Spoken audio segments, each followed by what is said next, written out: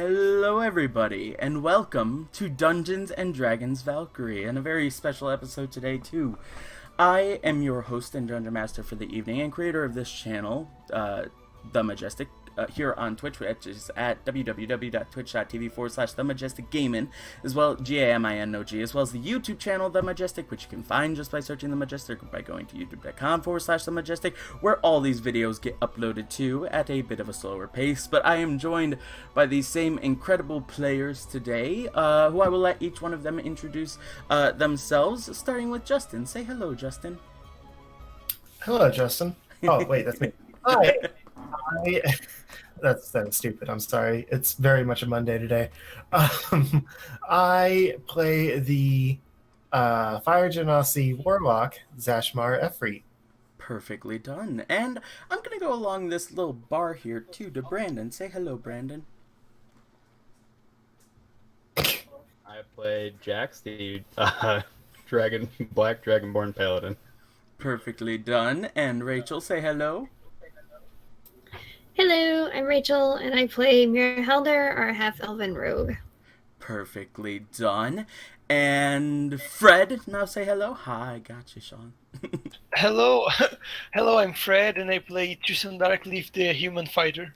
Perfectly done. And Sean, say hello. Yes, hello, I am Itzli, and I play Sean, the human nerd.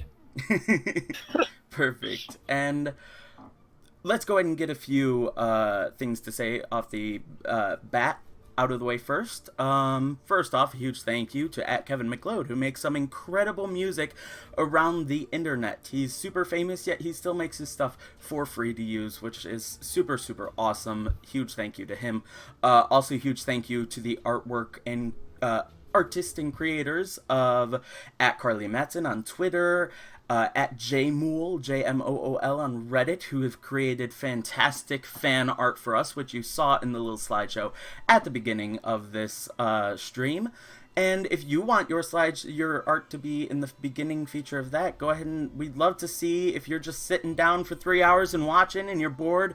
And yes, testing too in the chat did work. If you're bored and want to make art, we'd love to see it. You can send it to the Twitter, The Majestic GMNG, and it will be uploaded here and you'll get a shout out as well.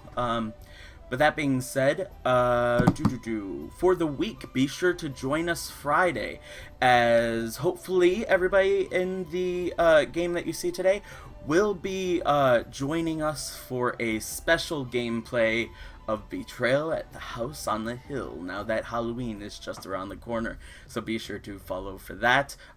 You can simply follow here on Twitch and you will be notified the moment we go live with it. So, we hope to see you then. Also, I don't know, I feel like that's it. Yeah, I think that's it for all our shoutouts at the beginning of it. So let's go ahead and join back into the game of Valkyrie. In the last session, we thought it was going to be a rather leisurely game up until Tristan Darkleaf decided to take out the Deck of Many Things, and the group...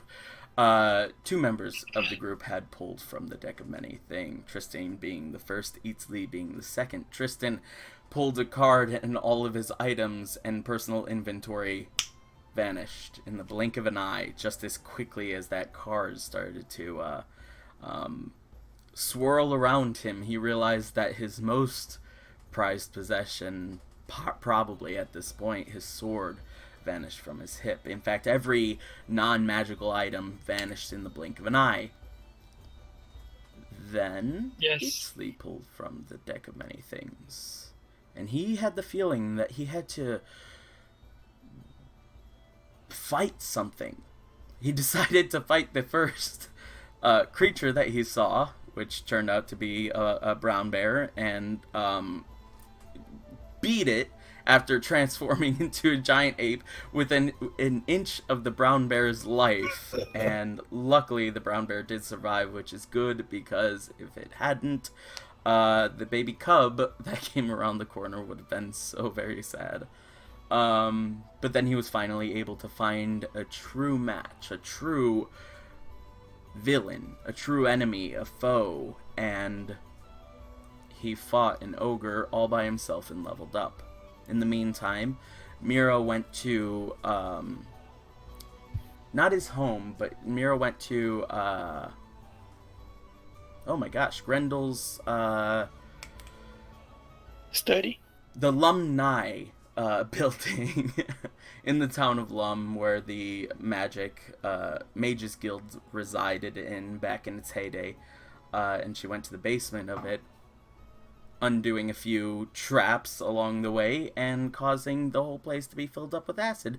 Not before, though, she was able to teleport to the city of Thornapple, which she's been trying to get to, and almost, making a mother and son permanently ununited.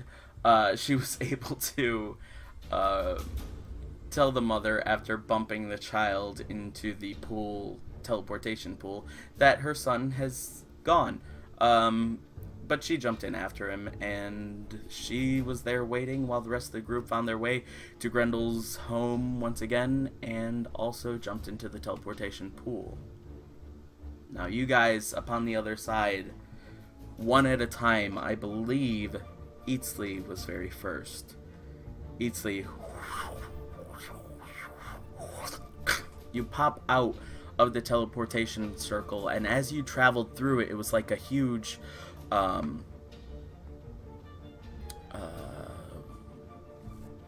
flying bit of liquid all around Vortex. you. But you pop out the other side, and you see this huge opening of this very industrial looking building with people dressed rather gallantly. At the same time, this strong sense of smoke fills your lungs. The strong sensation of coal and dirtiness and literal matter of dust and dirt particles fill your skin. As you look around you, you're in a huge, sort of like a airport kind of area, but with all sorts of teleportation rings ranging from blue to green to white. Go ahead and make us a perception check. Ah, yes. Also, I was probably a little bit weird during the middle of that, mainly because I perceive very little. give me 1 second. Playback devices. Yep. Chat can hear you. Everybody watching can hear you. For some reason. Yeah, no, I cannot hear you guys. Unless. There we go. Okay, one of my switches accidentally got. That's okay. I got a little bit baffled and befuddled a little bit during the introduction and everything like that, because everything went silent. I'm like, what's going on here? Okay, but I hear you guys. 6 plus 2 equals 8. Okay, one more time. What was your perception check? 8. 8. You look around, it looks crowded. You're more so taken in by all these people dressed rather lavishly, and possibly the amount of gold coins that they have in their coin purses at the moment. Ooh, yes. Is there room for me to step aside and take a look at the portal that I stepped through and wait for my friends? For sure.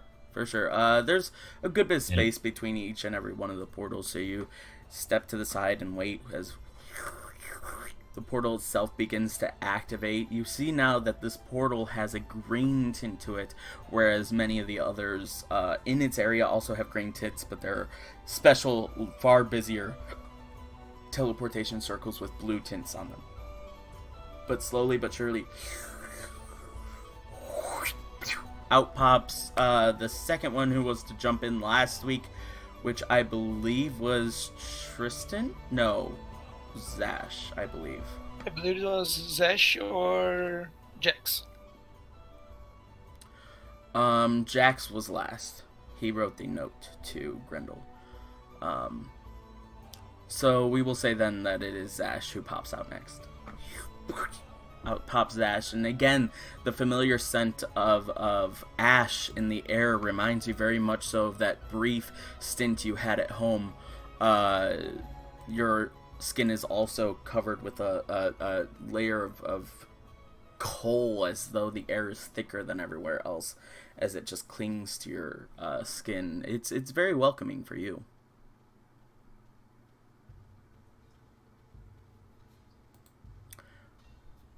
Justin, does Ash also step out the way and just like wait around? Ah, yes. Hello.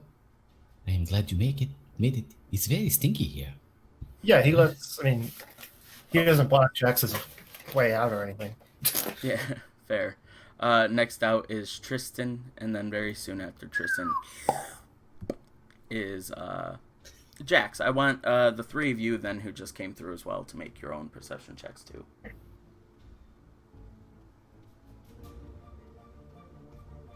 Eight. Okay, 7. 19. 19. As you guys pop through, Zash is taken over by the familiarity to his home. Tristan is taken over by the unnaturalness of this area. You've never been to Thornapple before, Tristan, and the distant sound of this constant like hammering and beating sort of fills your mind with an unnerving almost realization that this place is probably going to be loud, probably going to be dirty, and probably going to be very unfamiliar. But Jax, unaffected by all this sudden realization, possibly due to his time in the city of Mirage, of course, possibly due to his time in other desert cities, or possibly just his dedication to quickly hurry through, get the job done, or his dedication to Mira herself and try and find her. You are able to peer through the crowd and see that down the way at a front desk, Mira is standing talking to one of the attendants.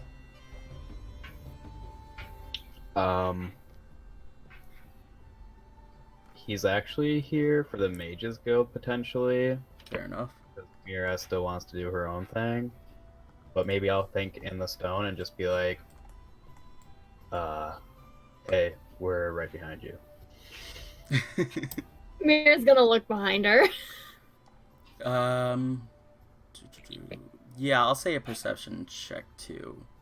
But with advantage, because he told you that they're right there. Oh my god. Same thing. It's a 7. Okay. I rolled 2 6s. I just want to see the difficulty on this one. I don't think it'd be very difficult either, but But I rolled Okay. a 7. yeah. You turn around, it's a crowded area.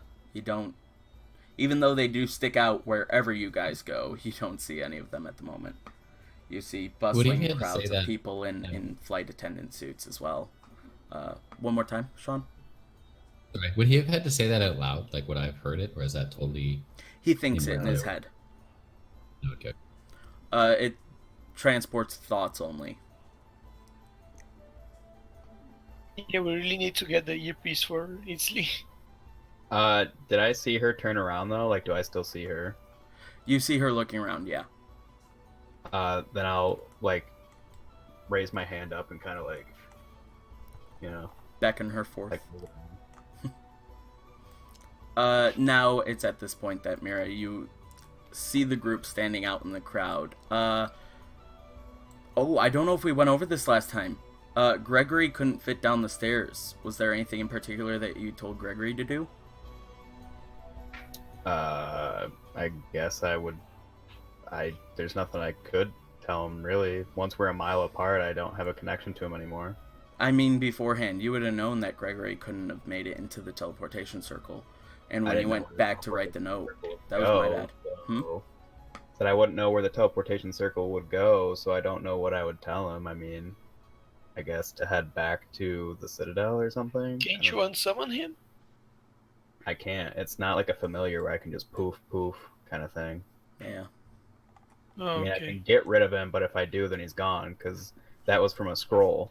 I can't do the Greater Fine Steed until I can cast 5th level spells, which is going to be quite a while. So you told him to go back to the Citadel? Yeah, I guess. Fair enough. All right. Oh, and Gregory died on the way. So sad. Probably. Oh gosh. Oh, poor Jax. You're just like, okay. So Mira, you finally see the group of them stand out, and it's at this point that you realize, how could you have missed them? A giant dragonborn, a man with his head on fire, a Yanti, and And the really never sad- looking as sad as you've ever seen him. Looking way sadder than you've ever seen a human fighter. Just like, Cheer up, my It friend. kind of just waves a little bit. It's awkward. All right, I'm gonna jump right in there and be like, "Hi, it's so good to see you." Like completely oblivious to the awkwardness. Just like run up. And, I'm glad you made it out alive. Hello. This place is kind of gross, actually. Yeah, so much dust, and he keeps casting prestidigitation to clean himself. Mhm. oh, are you folks looking for maps too? The lady behind the counter says. Are We're we? trying to find our way to a Mage's Guild, if there's one here. We do have a mages guild in town. They're not as popular as many of the other towns and cities, of course, since, well, we're far more famous for our craftsmanship than anything else. But we do indeed have a mages guild, as she takes out another map out of the same cabinet that she pulled out Mira's, and unrolls it, and it looks like a very familiar sight to what you see here, and she points to the mages guild being right here. This nice little place with a little yard and everything that sort of stands out a bit. Cool. We will. Looks like a circle duck. that spot.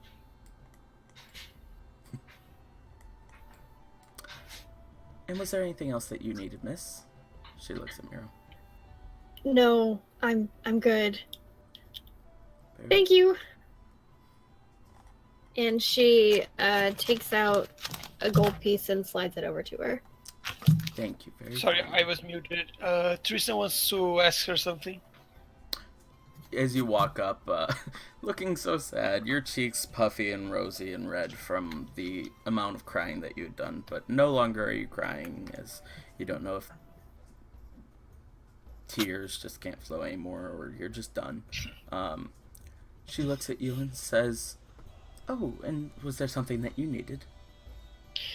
Yes, we have a friend who bought a machine here that could register images. Do you know where I could find one?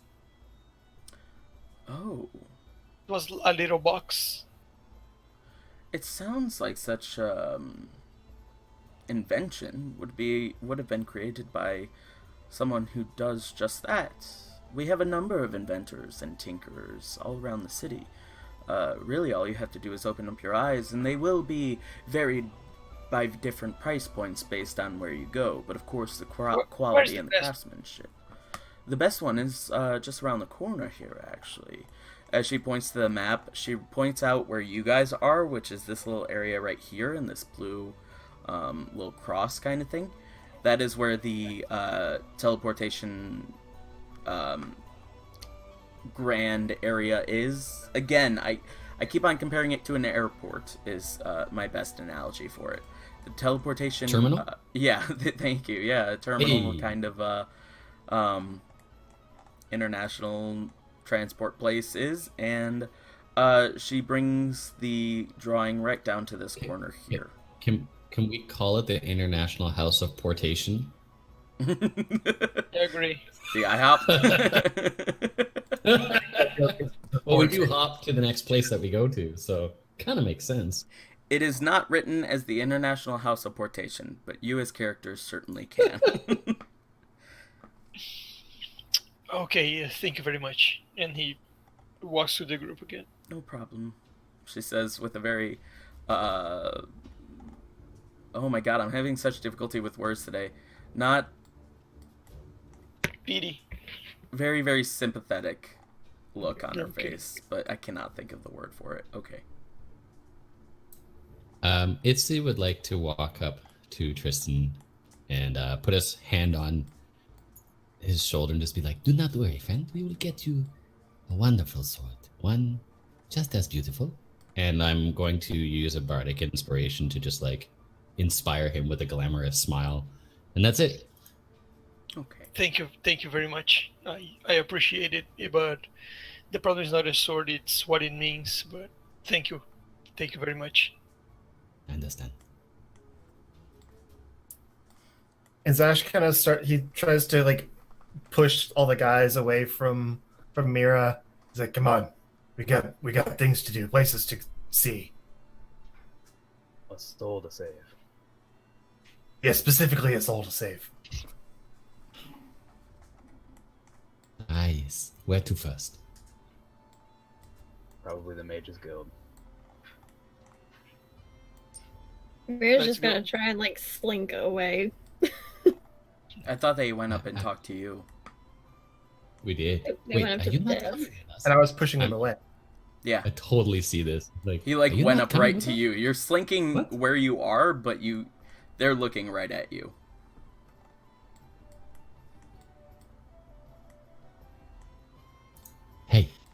Hey, where are you going? What is happening? I'll meet you later. I have business. And I start Okay. walking away. Do you want company? You want company, I can tell. If we were trying to leave, get the hint. Oh.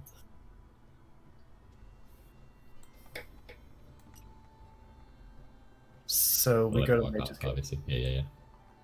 All right. Mary, you walk off, and your eyes focus in on this very strange, very industrial-looking city. Unlike anything you've ever seen before, certainly in your travels. Things are either made of gold or metal or wood or a combination of all of the above with a little bit of stone in here and there. People are dressed lavishly. The town's guard are dressed up in red garments that flow down to the center and front and chainmail up along. And they look more like what you've seen in other cities, a royal guard as opposed to a city's watch than anything else. Many dwarves fill the streets. The average height of everyone is so much so that you could see through most of the crowds straight ahead without even having to stand on your tiptoes or anything. But there are still variations of all sorts of cultures, all sorts of people, all sorts of races walking around through the city as well. So You this is where I always say I'm from. you feel a little bit overwhelmed by it, I will say that, and a little bit lost. The moment you walk out, it's the corners of the streets blend in miraculously with the continuing walls that you can hardly tell which direction is up as opposed to which direction is north, east, and west. It's very helpful that you have a map. Yeah, feeling that way, I'm gonna try and duck into a corner and change my glamour armor so that it looks like I'm wearing more lavish clothing so that I fit more in with the scenery. Alright. With just a wave of your hand, your glamour armor begins to change. The scales turn from just a regular silvery chain to a and It's leather. studs. Yeah. Yeah. I still imagine that, like, with your gauntlets and things like that. Nonetheless, with the studs and the chains at whatever part of your outfit, changing from silver to either gold, brass, or combination thereof, the leather itself begins to darken with the wave of your hand and look a good bit healthier, shinier, and a lot more valuable with just that singular wave. Now I'm gonna follow the map to get to where I need to go. All right. Where is it that you said again? Where the delegates live. Ah, yes. And they said that it was much more of a mansion than anything else here. Yeah. And this is where she pointed to on the map. This huge circle with gated-in buildings. So you make your way. Do you want to go through the sort of park at the center, or do you want to go around? I'd probably try to get there the fastest way possible. And as they say, the closest way to get to something is just going straight. Fair enough. So I'll probably go through the park. You Probably begin your butchered that phrase. My head is everywhere. You begin making your way down the straight line that is the shortest path.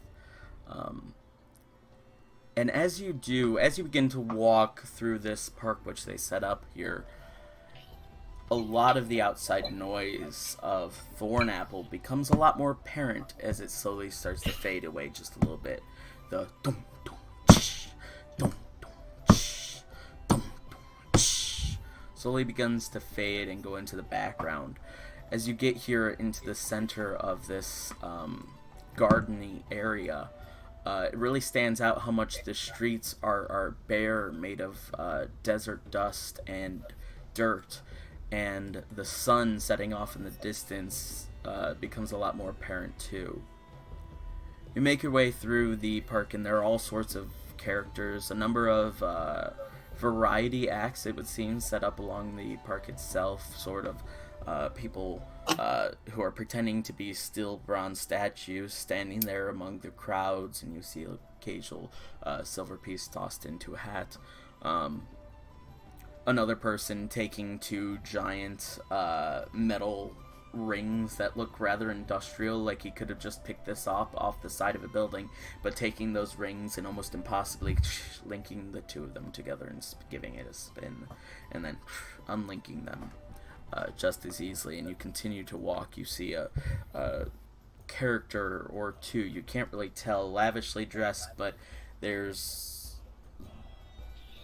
two heads on the costume that this man or men wear, where either it's a singular person standing on stilts or two people standing on each other's shoulders, as the costume would lead you to believe.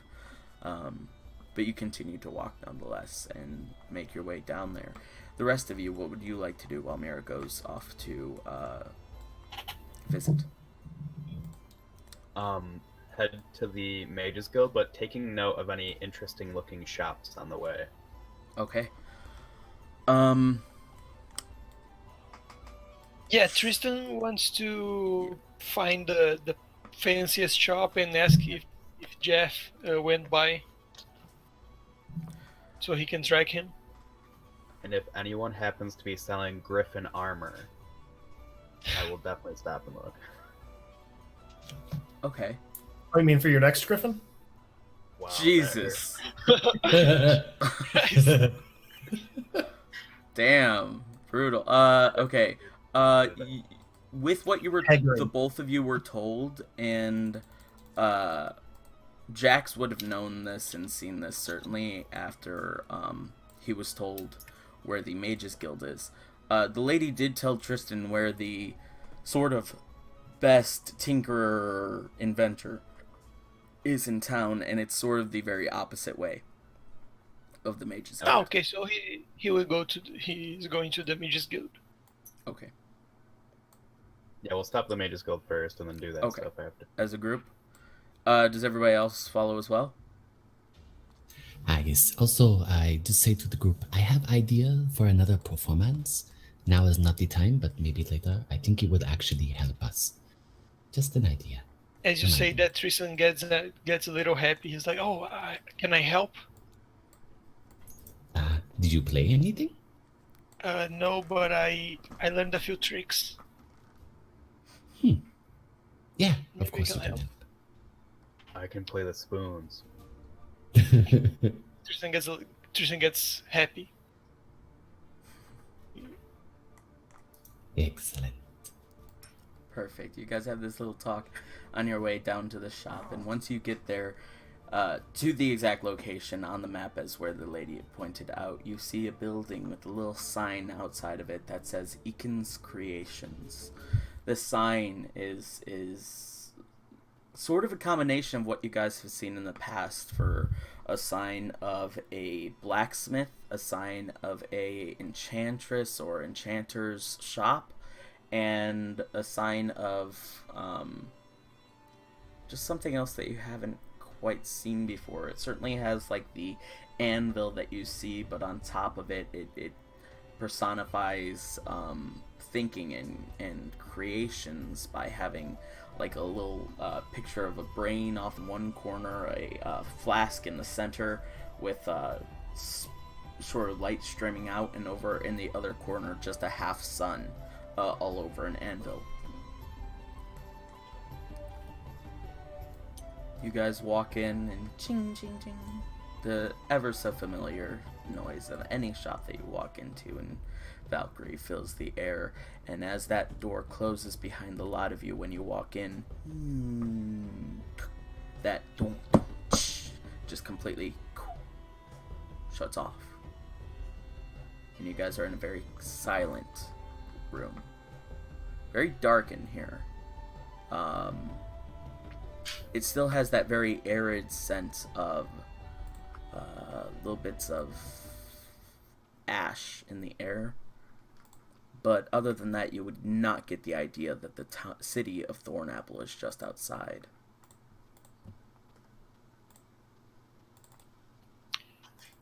Yeah, so they bring up a good point. I thought we said we were going to go to the Mages Guild first because you said the shop was out of the way. But Did you? it's fine. We're already here.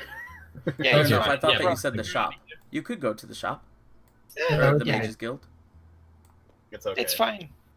We're already here. It's not a big deal. Yeah, we're already here. Yeah, we get it. Fair enough. Yeah, I didn't quite see those ones. I can see the other chat, but not those ones. Yeah, no problem. But No, we said it, like we spoke it to you, but it's fine. is there like somebody behind the counter or anything, or is it just like empty? Go ahead and make a perception check. Yeah, it's just the way that Brandon said that we'll go to this place first. I thought that he was saying, yeah, we can go to Tristan's place first.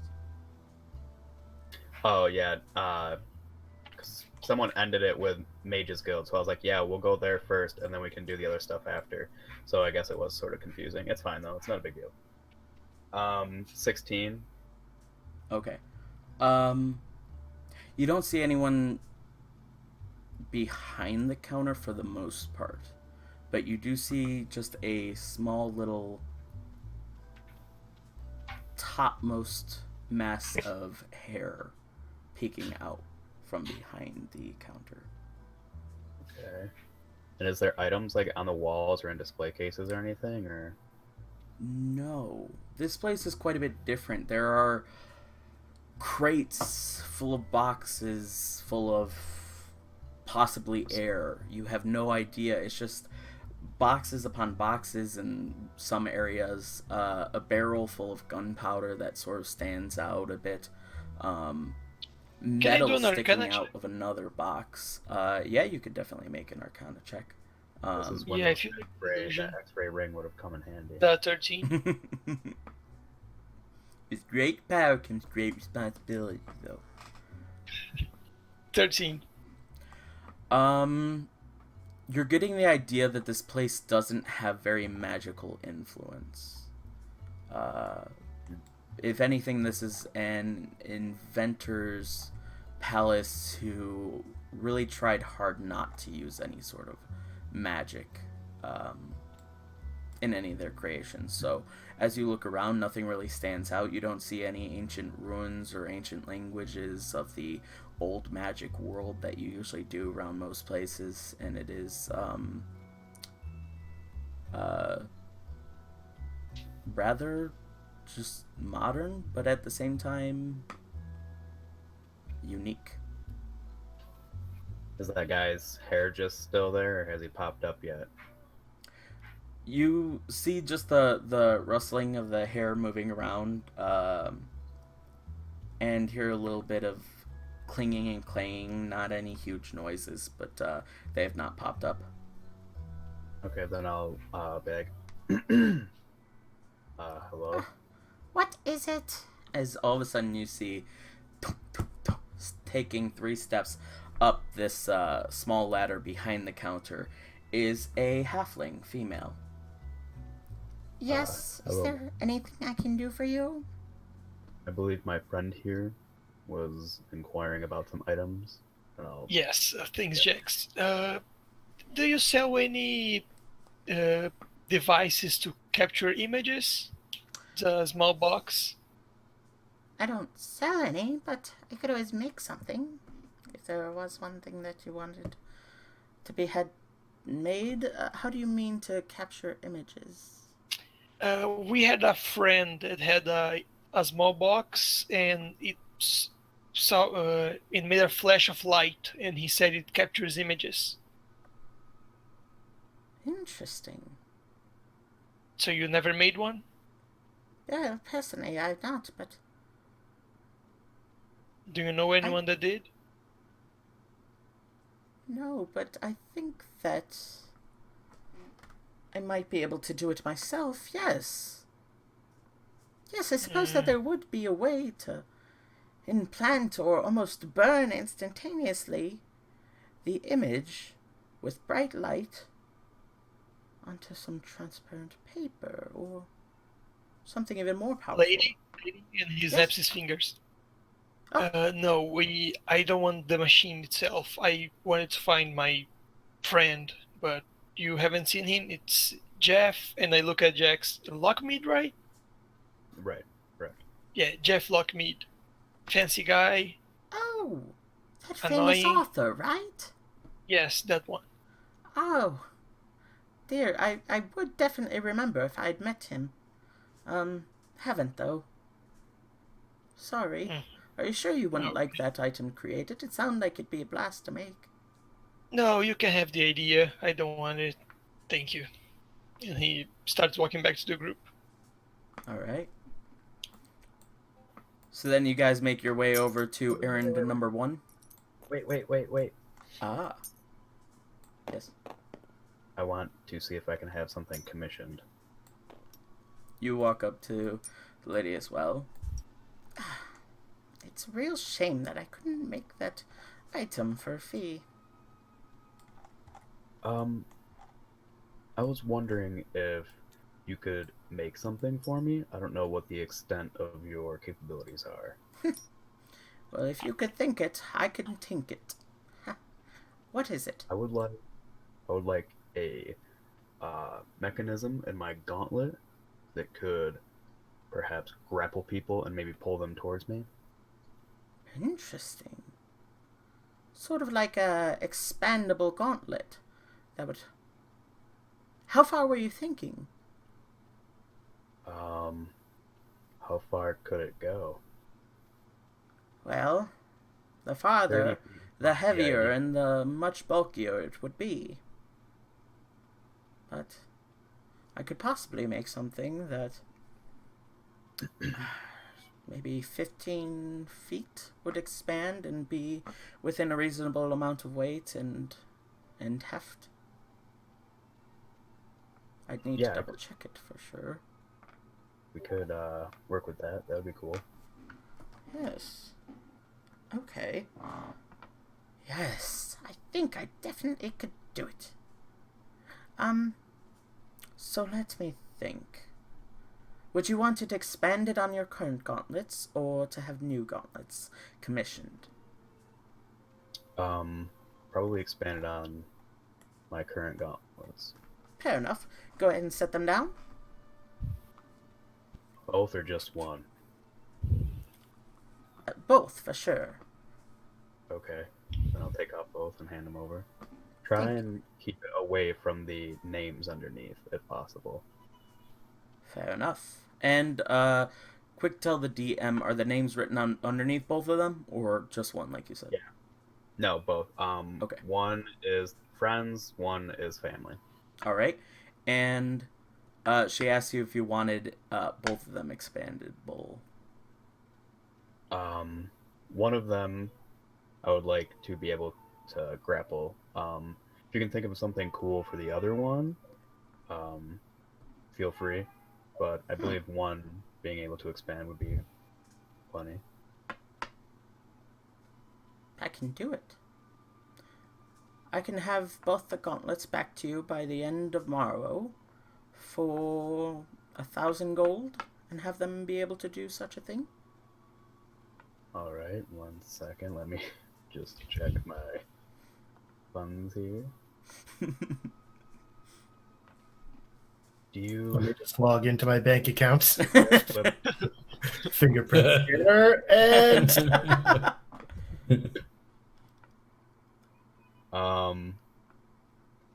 I'm assuming she's not going to accept diamonds. You could certainly ask her. Would you accept some diamonds? How much are the diamonds worth again? For the DM? I've got 7 worth 300 apiece. I've got 6 worth 500 apiece, and I've got 1 worth 10,000.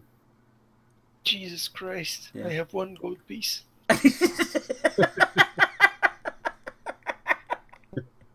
The balance. Oh, Tristan. The balance.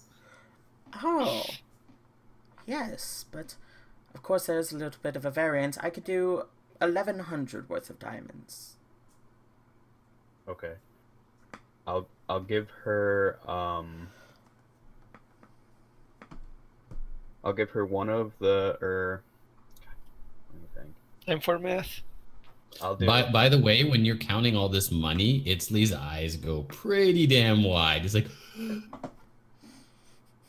Tristan her- grabs his sack and like 1 gold piece inside.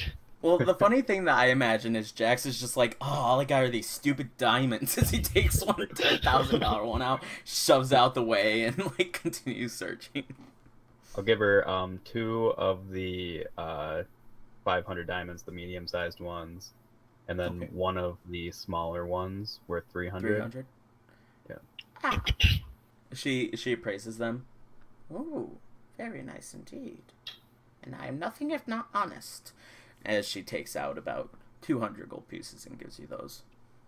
Nice. Do I know that Tristan only has 1 gold piece? Probably. He would probably say it. Okay, then I will give him 50 gold pieces. Oh, Oh, thank you.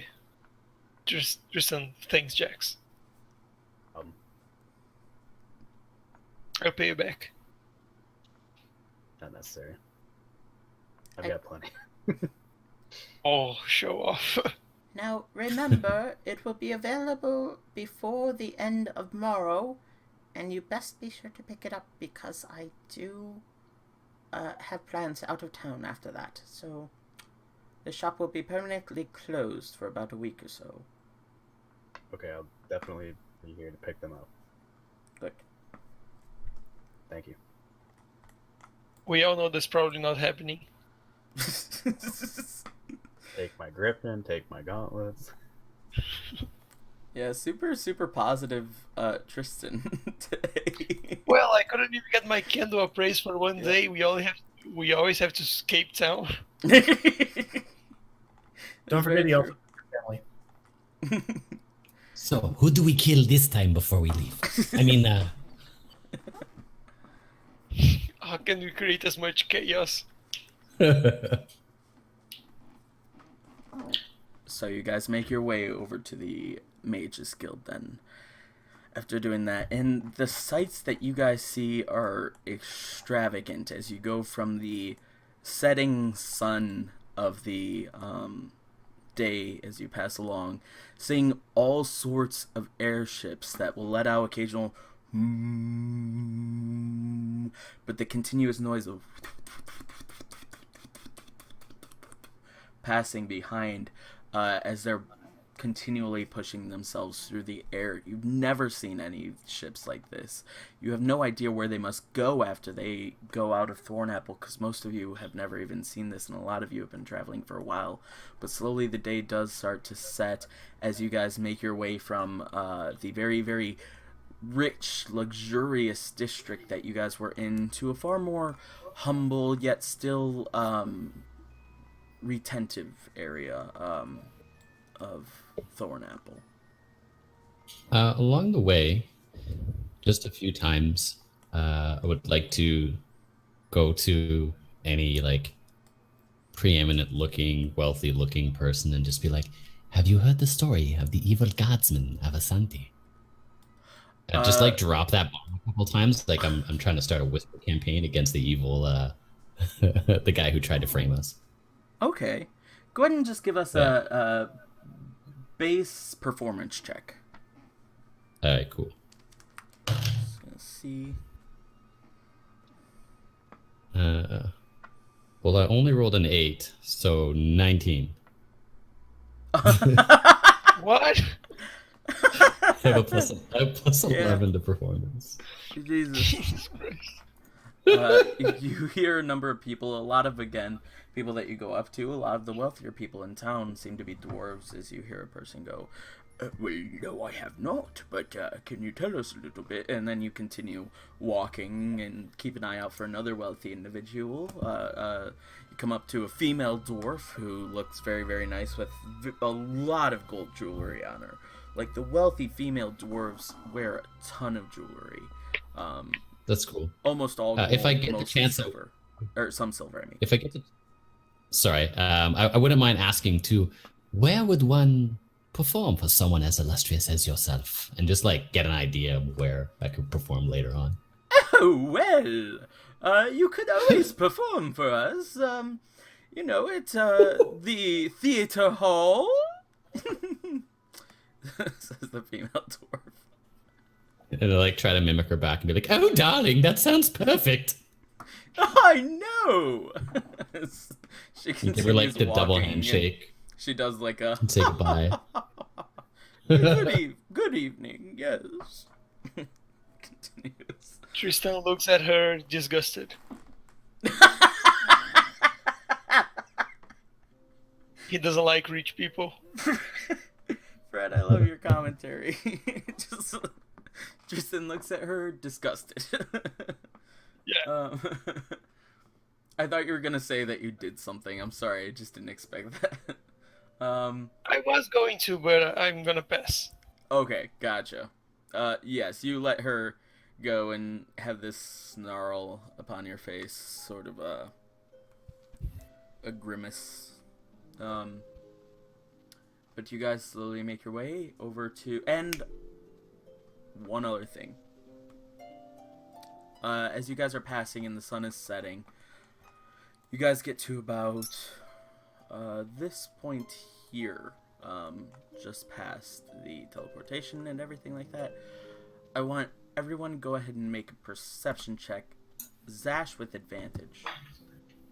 10. 5. Natural 1 plus That's- 2. That's perfect. Italy would not know what he was looking for here anyway. With advantage, I got Yes. a 9. No. I have rolled a 6 and a 9. Nice, but also annoying. Very nice. Everyone's blind.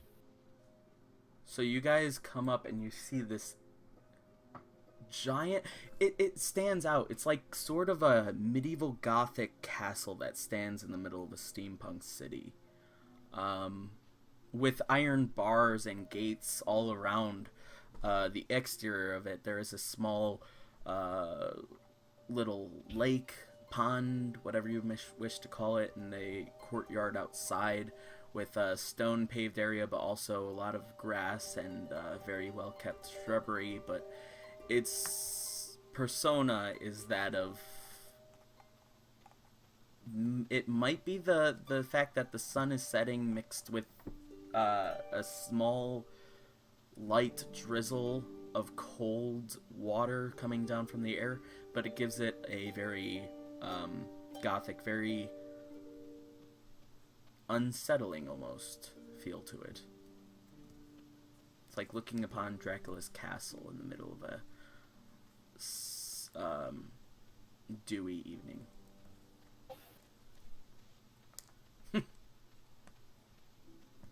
It's like that. It's not quite that.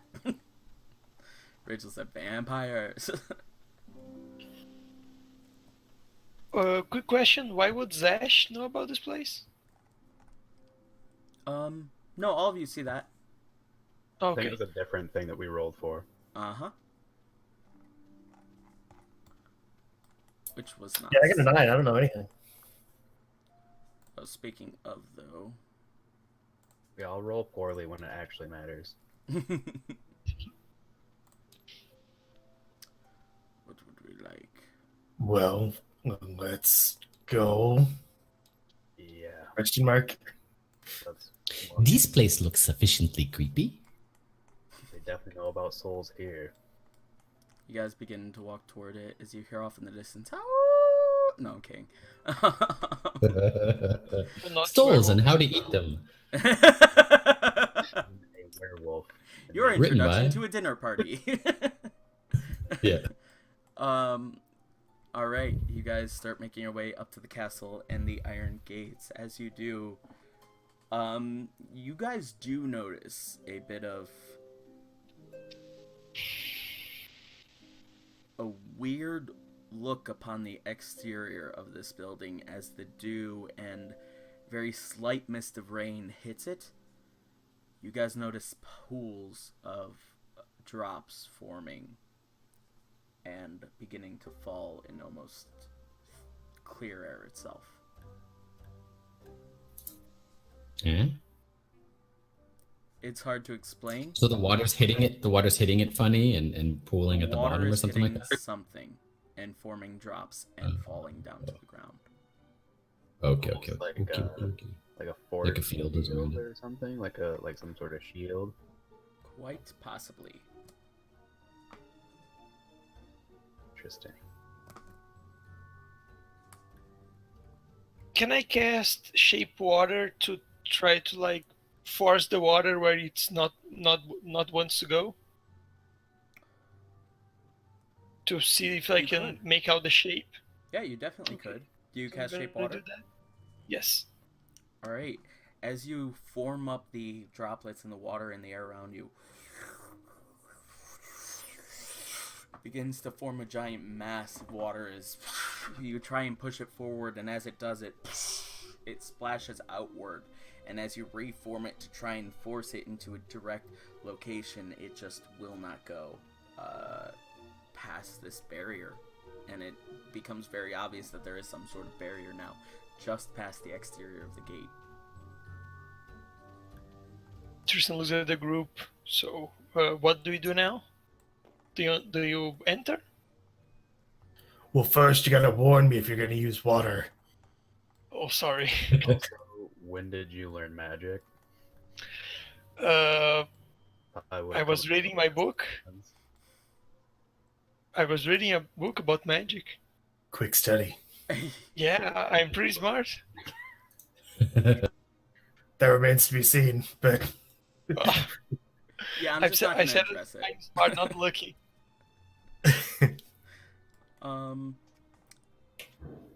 So you guys realize that there is a force field there, but now we're gonna go to Mira while the day is still setting for her in her storyline.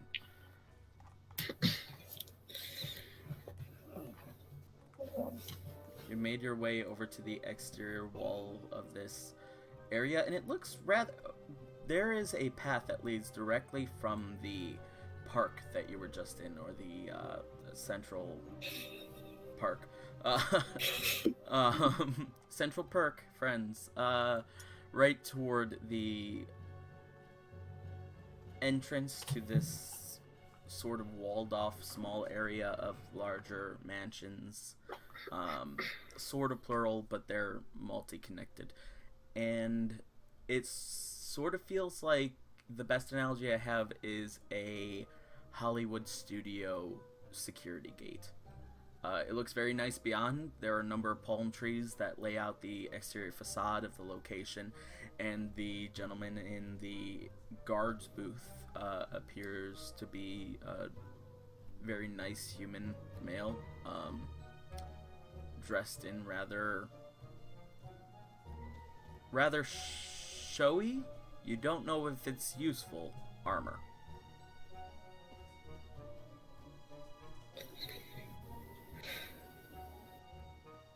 Hello. Hello there. I haven't seen you around these parts. But state your business here, he says. Yes, I need to see Lady Grievish. Lady Grievous. If she's in. Yes. Remind me, she's with Mr. Flynn, right? Yes, that's Right. correct. Lady Grievous. Well, I'll need to send her a message and make sure she's expecting you, he says, as he begins to write down on a little piece of paper in a booklet that he just takes out of his pocket and begins to write down on. My name is Mira. I met her at the gala at the Citadel last year. Right, Mira. Okay. Mira.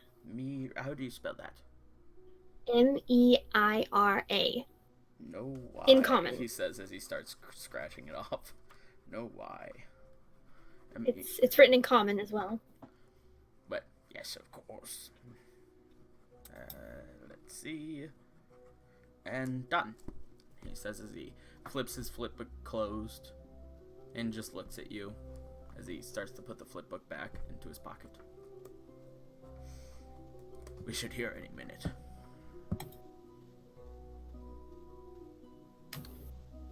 So if I get this right, he wrote in a book and then he closed it and then he said, "We'll hear in a minute." He closed it and said, "Done. We will hear in just a minute." Don't you need to send the note? I did. Should get a response any time. Of course, it takes a while for some people to answer their home notes, but usually it just takes walking down the stairs. I mean, sometimes, there was this one time when I was waiting as he starts talking, you just hear this as like this ringing starts to happen, but it's sort of like sounds like a puff of air almost, as it looks like a mixture between magic and some sort of weird invention that you had never seen before starts to let out this air blast, and this light beam from the notepad in his pocket as he takes it out, opens it up as he opens it up and looks at the note. Oh. Well, they'd be delighted to see you. Go on ahead. Thank you. What was your name? My name is Johnny. Thank you, Johnny. No problem. You have a great one. And I start going up. All right. I actually just have a list of a whole bunch of NPC names, and Johnny is literally one of them. All right. You start heading in, and as you do, there are 3 grand entrances that catch your attention. All 3 of them look like they're part of the same structure. Sorry, of this magnificent mansion, yet still individual at some point. As you're walking toward them and walking past the little fountain area that they have, one area with like a little fountain, one area with a number of carriages, as this loop of a driveway comes around, the door on the second grand entrance begins to open up, and there you see Peter Flynn standing there. Ah, Mira, so great to see you. Nice to see you too.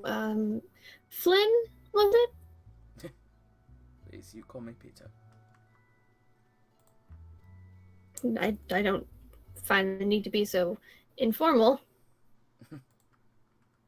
Well, I'm sure your mother was dying to see you. She's out at the moment, but she'll be back very soon. Please, come on inside. I could put on some biscuits and tea, if you'd like. Sure. I'm going in, but I'm going to be extremely cautious. Alright. You walk in, and this foyer catches your attention with dual staircase going up around the sides of it, and in the center this lavish tapestry of flowers and a picture which looks very, very valuable with gold-trimmed framing around it. To your right, it opens up to a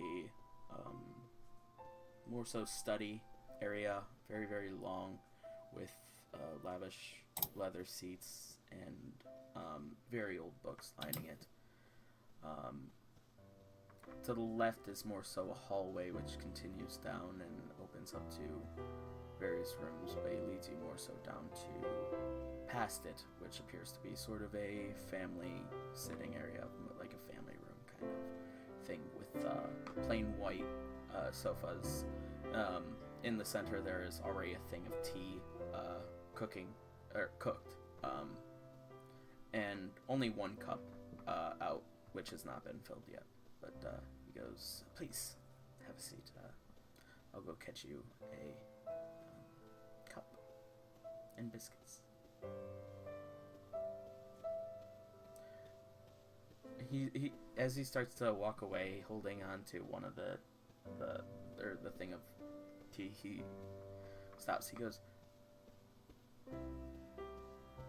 "It's been quite some time since we've seen you." Yes, it's been a while. Normally I wouldn't jump into this question right away, but why are you just visiting now? Well, when you travel to other planes, time can be a bit weird. Oh. Also, before we get into this whole thing, the last time I spoke with Lady Grievish, she informed me that you didn't know who I was. She hadn't told you. Can you tell, when did this happen? She told me very soon after. And before the wedding. I'm sorry, what? Yes, we promised no secrets to each other. Before we got married.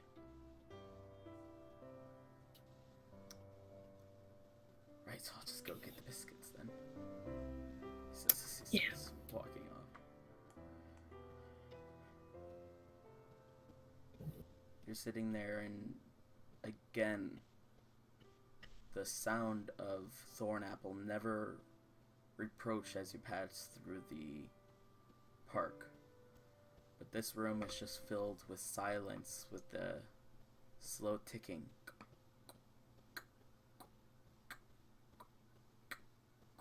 of a grandfather clock off in the corner.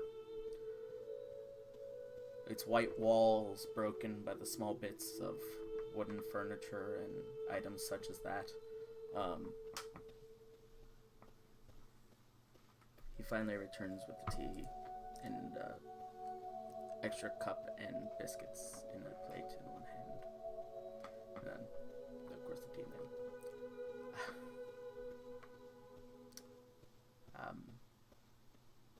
So, another plane, you say? Yes. Which one? Take a guess. Feywild, maybe? Nope. Shadowfell? Mm-mm. One of the elemental planes? Yes, but which one? Oh, good. My expertise on the matter only extended that far. Water. I don't think my companions would be very happy there. I'm not going to say air. I'm not going to say... I'm going to say earth? Fire. Fire. It's always the last place you think.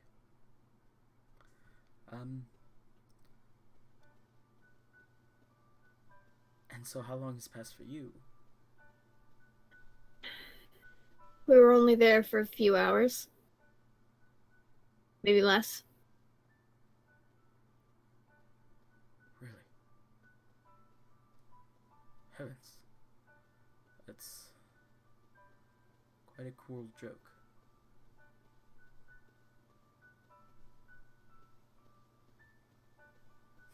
But the gods must have some sort of plan, right?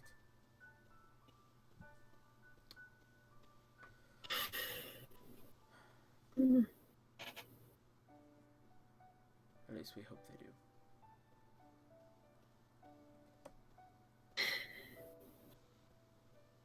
So, what exactly happened while I was gone? There were quite a number of things, of course. First and foremost, just a couple of months after we last saw you was when myself and Lady Reevish, he says with air quotes, made everything official. No prenuptial agreements or anything. Because I know your mother's past, and every bit of it. We've built what we have on honesty together, and most importantly, I know why she did all that she did. So yes, we tied the knot. She became the lady of Thornapple,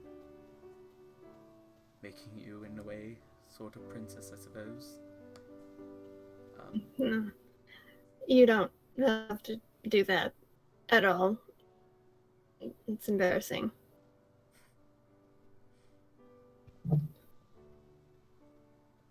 You could not be any more different from your mother. I actively strive to be as different as I possibly can. It is an active step I take every day. Well,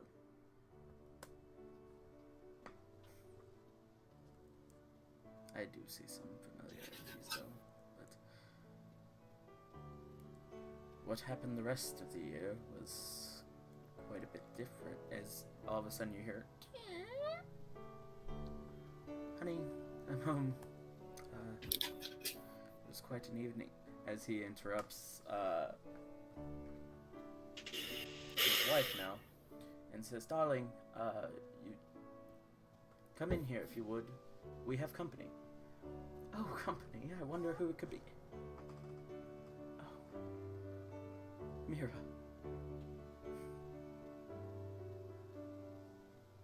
"Hi."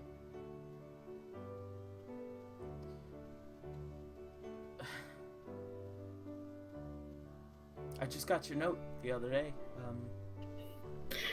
I sent it in hopes that as much time hadn't passed. Apparently, it has.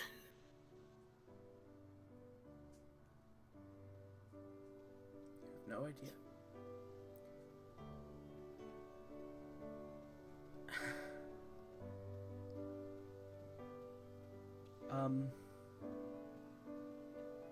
What brings you around? Just in town.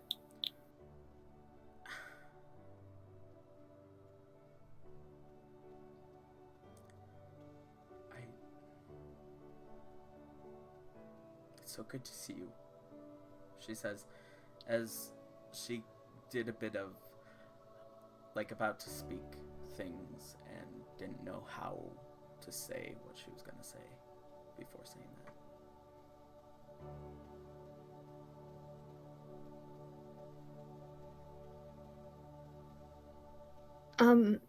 How are the boys?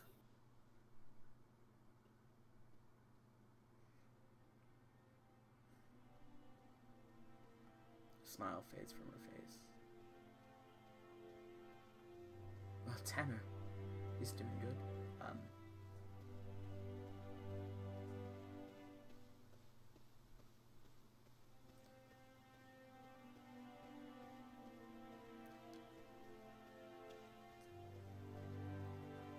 Taylor.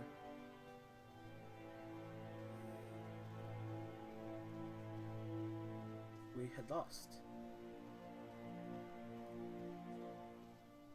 a few months ago.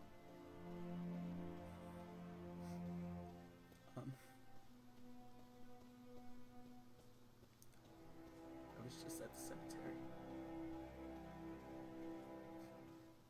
and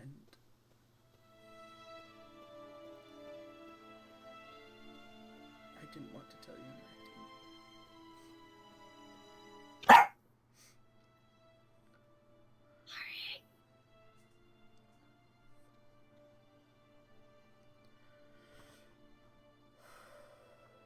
She does a big breath to compose herself. I'm so sorry. How? How did it happen?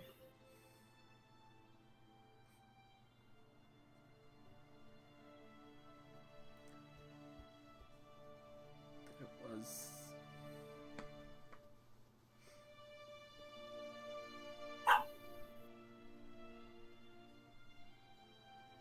Let's just say, you knew the past I had. But if it caught up to me, Mother, what happened?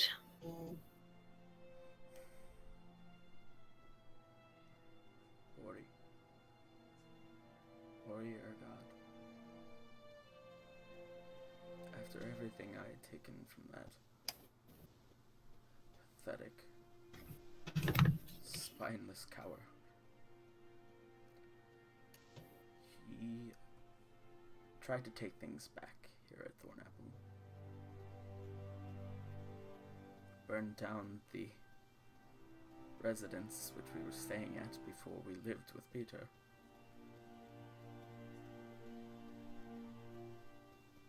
Taylor was inside.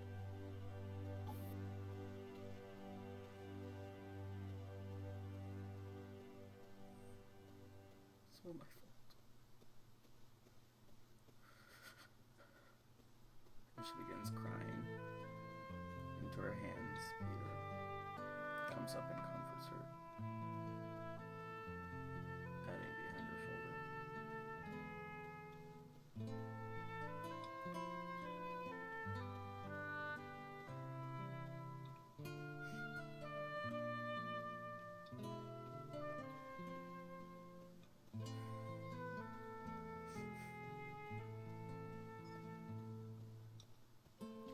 Gosh darn it, guys. In Discord, I just see Austin Kilmere's brother.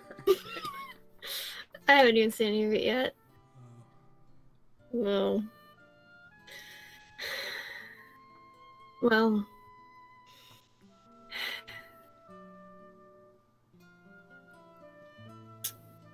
Where could I see them both? Well, Tanner's again doing okay.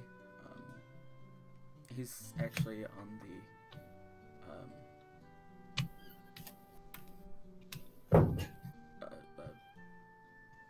city hall here in Thornapple as well.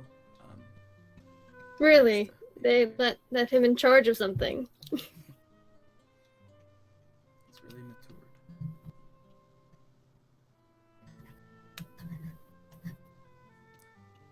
It's been rough on him, but he's getting along as well as any mother could expect.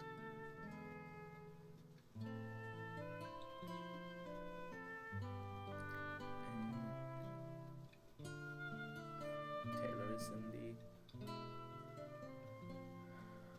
cemetery, just to the northwest of the park.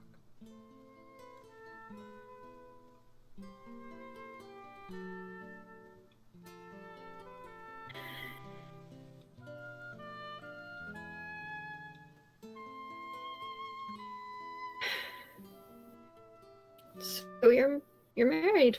Yes. And this time not money. Well, and she kind of looks around at everything. Not for money, though. Security is certainly a huge plus of it. And I expect that from now on,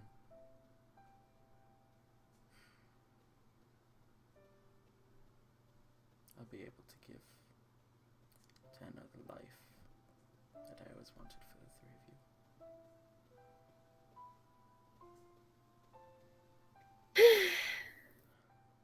you. Well, that might not last very long. How so? Well, I know that you're here. Does that mean you're coming back? Changing things up a bit? To be honest, as I have told Flynn, I was not aware that I was gone for a year. I was in the plane of fire. We were there for a few hours, maybe, and came back. Turns out it had been a year. I didn't mean to go before I could send you off. But the Genasi I was traveling with, his dog, started to burn the castle on fire. Which led us to go to the mountains, which led us to go to the fire plane, which then led me a year late.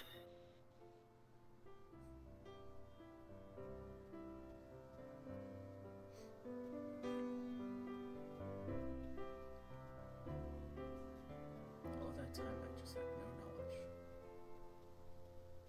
It was different than the year before, because I thought that we had reached something in the Citadel, and then for a year, nothing. Not word of you at the Citadel, not word of your group anywhere in the world's end when we lost.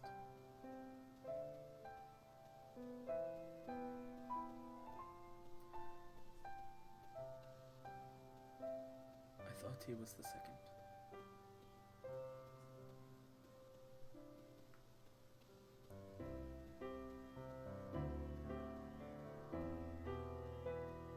It's so great to see you, and it gives me faith.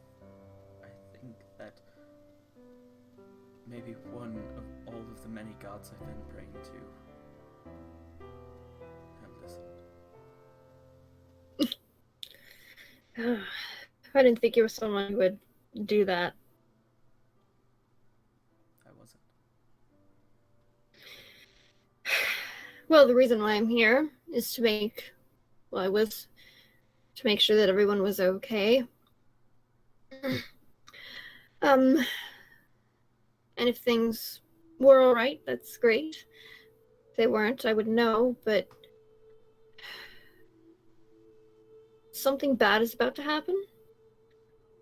A bit of a holy war, if it will, and it's going to affect everyone.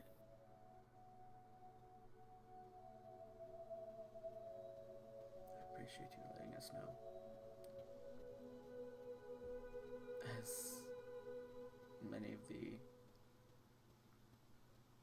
leading party of Thornapple, we will certainly prepare to the best we can. But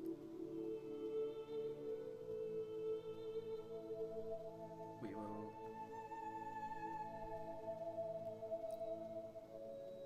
will not run.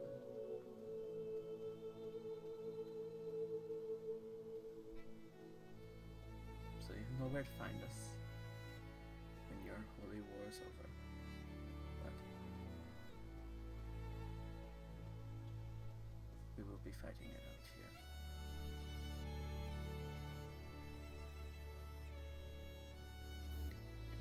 I'm so sorry I couldn't give you better news. Learning that you had been gone for a year when it felt like a couple of hours must have been hard enough.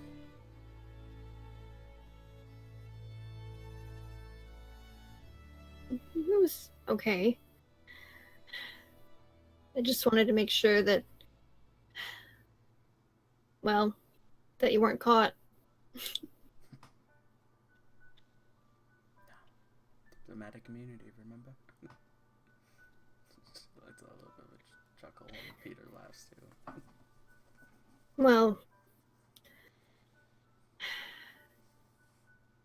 I should probably go.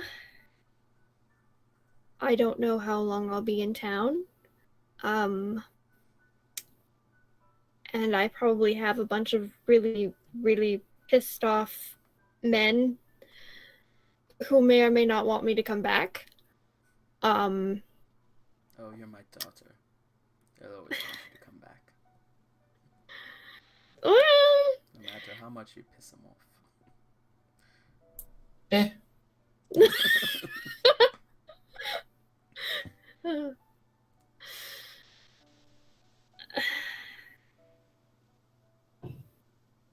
I should go.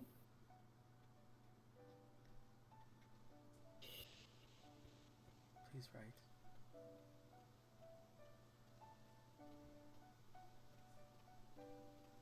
Hmm? Please write while you're gone. Well, I mean, it has a permanent address here, so I should be able to get things to you. I have to buy a lot of paper. I don't have that much, and I'm running out of ink. Here, But I'll I try. have something.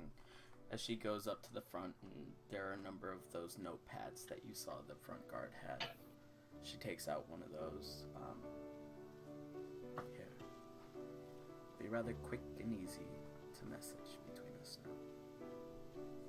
I saw one of these at the door. What the hell is it? It's one of the latest inventions of our town's great inventors.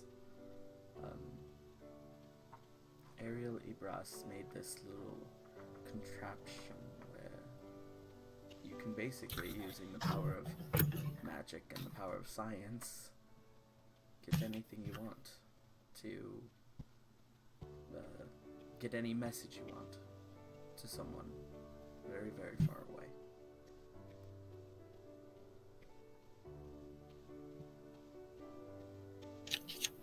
Now these ones, they're all linked together, so yours is linked to mine and mine is linked to yours, so anything you write in it I will see. No diary, scribbles you don't want mom seeing, but it's how we get to keep in touch. That is really cool. And she kind of just like looks at it and she kind of turns it around a couple of different ways and like flips through the pages. It looks like a completely ordinary book as you do. Up until about you get halfway through until you reach this point where the last half of the pages are all sort of glued together, and you get the sense that in the center they're sort of hollow and there's something down beneath there. Well,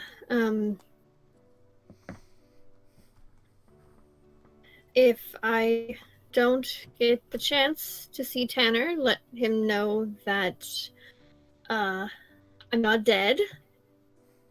And yeah. Of course.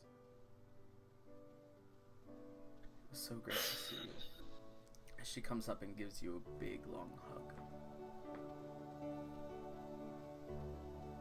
Can I, while we're hugging, can I see if I see anything on her?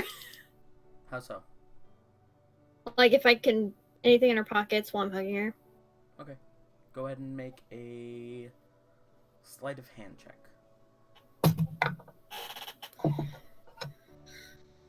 18.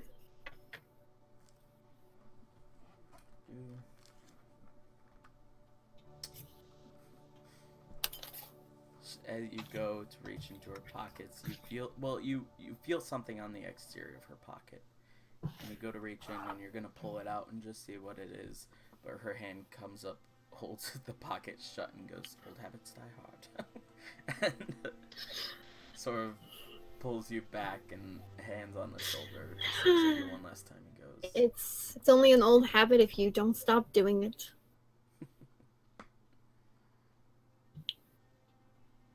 "It was so great to see you. Now again, I will be sure to write. You be sure to do the same." As she starts to slowly walk with you toward the front door.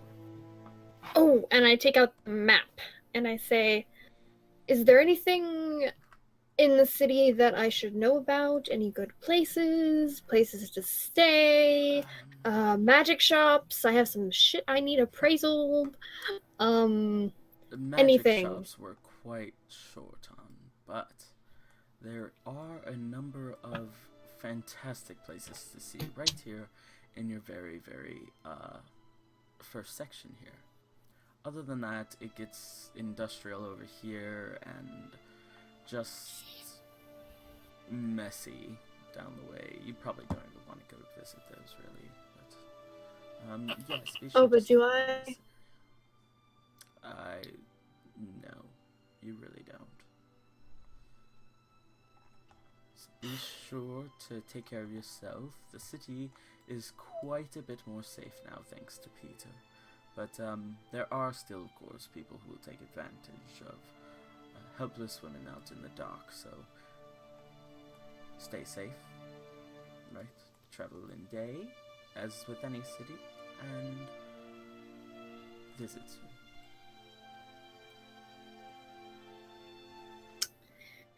All right.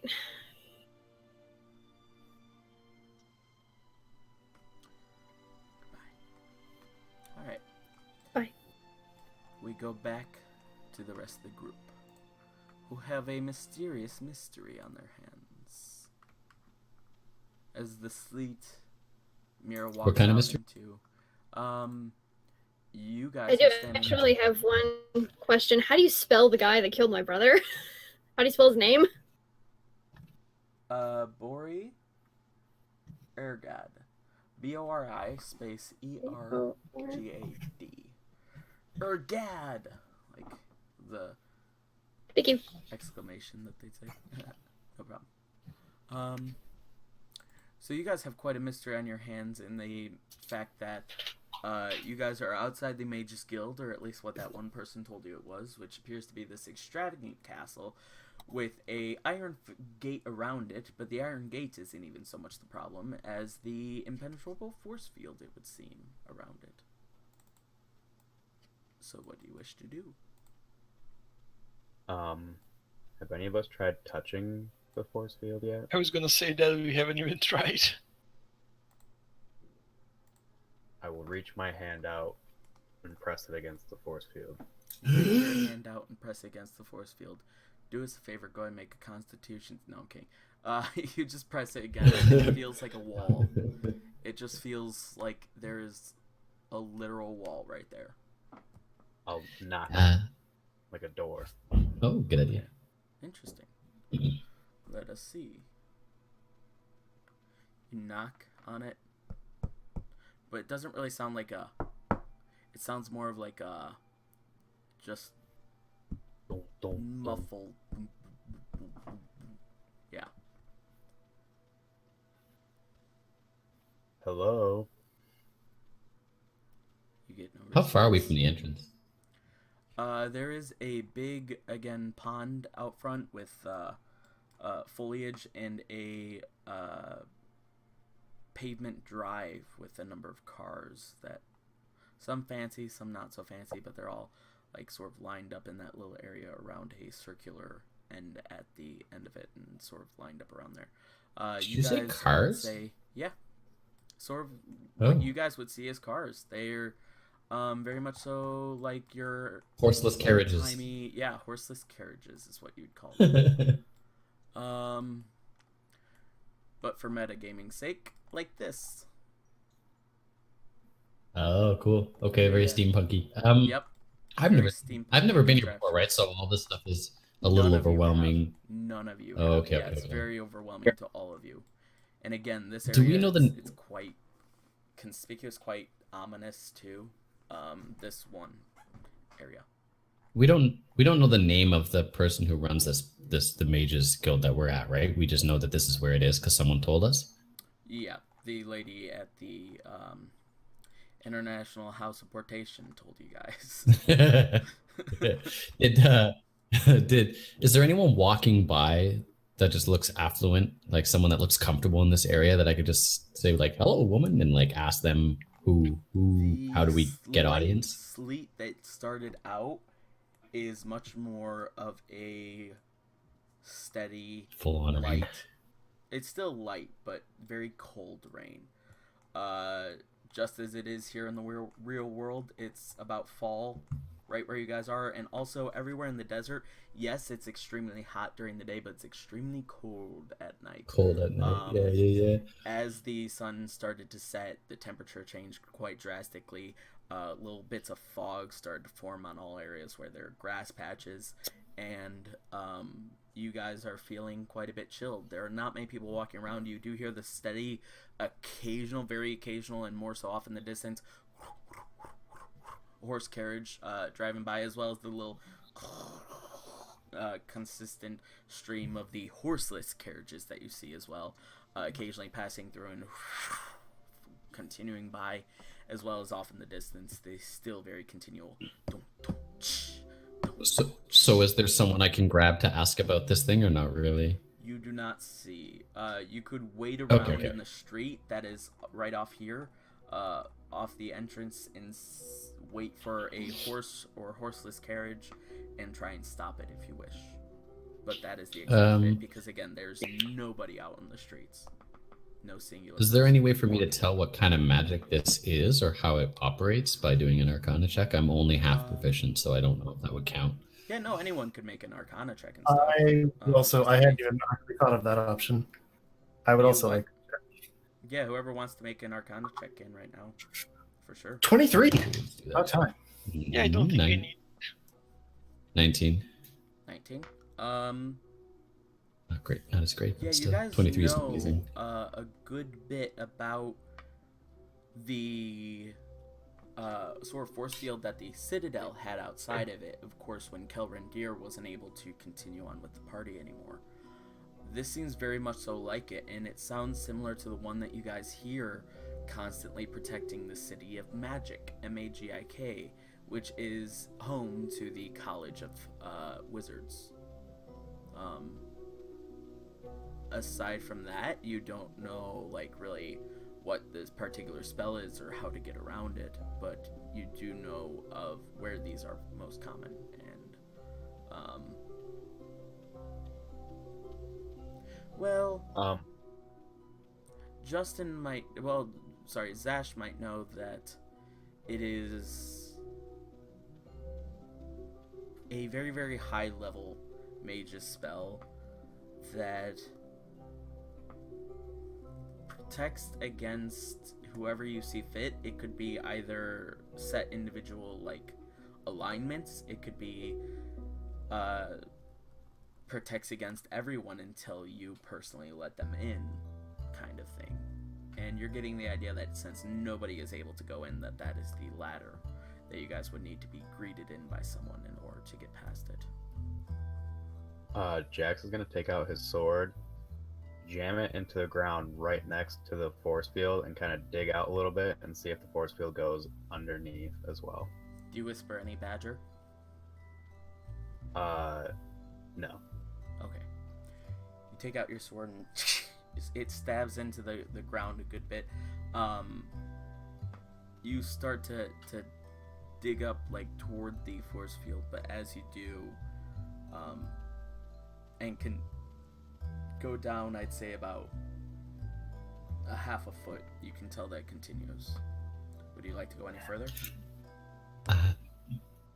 Maybe I could make some noise? See if I can get some attention? Go for Yeah. it. Tristan's gonna try to scratch the shield with the magic dagger. Okay. I want both of you to do checks. Tristan, go ahead and make a strength check. Aitzley, go ahead and make a performance check. That's a 4. All right. You go up trying to stab the force field, and as you do, it pushes against your hand in a weird motion. You almost like twist your wrist strangely as it quickly and suddenly, not knowing where the force field starts and ends, jumps out at you a little bit, it seems to you, and you try and stab it and nothing works to any avail. You don't hurt your hand sufficiently, but at the same time. Okay. I'm gonna use an old classic and expend a charge of my Wand of Secrets to see if there's any secret doors or traps within 30 feet. Maybe there's a way around it. All right, is that You have one of instantaneous? those? Yes. And while I'm looking for the die again, what was Itzli performance check? Best you can possibly roll. I rolled a natural 20. Okay. That puts me at 31. Yeah. It's quite a lot. So I don't know what I'm trying to do. I guess I'm trying to just make a loud resonating sound, Yeah, just you like said, a hello. You said you would yell and I'll try throw and my get their voice. attention. Yeah, just like throw my voice and make it sound as booming as possible. Oh! You do that booming voice as all of a sudden in the distance you just hear "Skrrr," as multiple cars or horseless carriages, as you will, just stop dead in their tracks as you yell out, "Hello! Hello! Hello!" All of a sudden, a number of lights from within the castle all begin to light up, and the front door begins to open. Now, what was your check again, Zash? I don't do a check. You just tell me Yes. if there's secret doors or traps within 30 Gotcha. feet. Gotcha, that's what it was. You were checking Yeah. for doors and traps. Sorry. I meant, like, what were you doing again? You do not see any hidden traps along the exterior of this. And you get the sense that whatever you're checking for doesn't continue on past this field.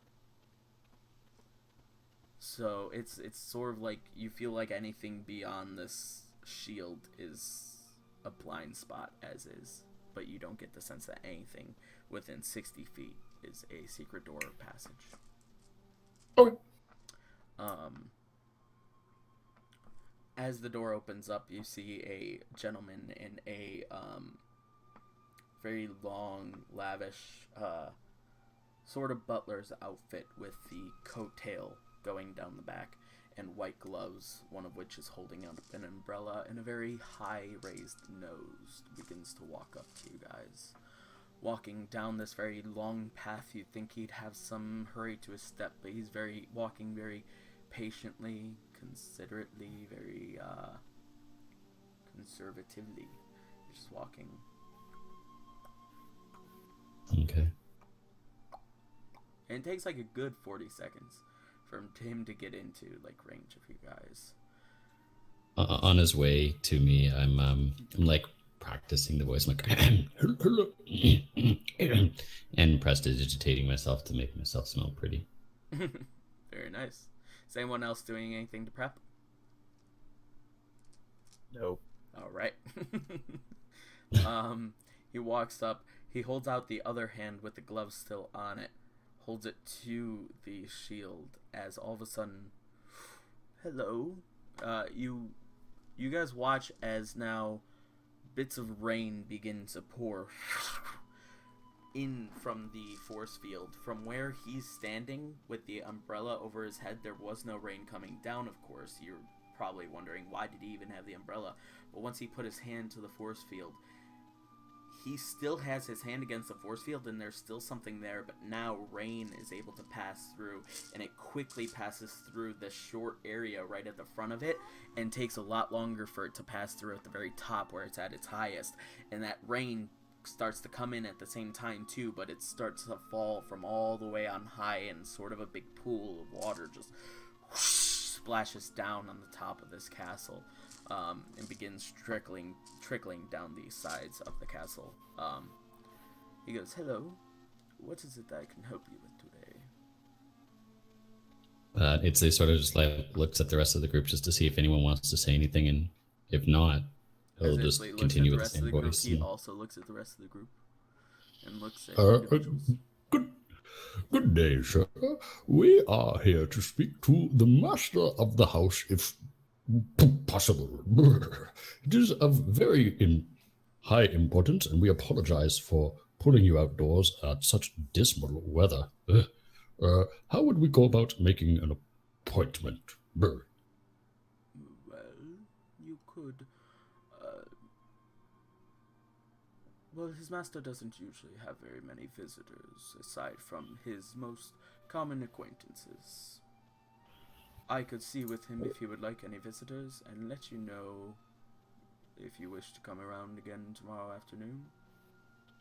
That would be very pleasing. Also, just out of curiosity, what type of housewarming gift or story do you believe that he would appreciate? Because I do not believe showing up empty-handed is couth, as they say.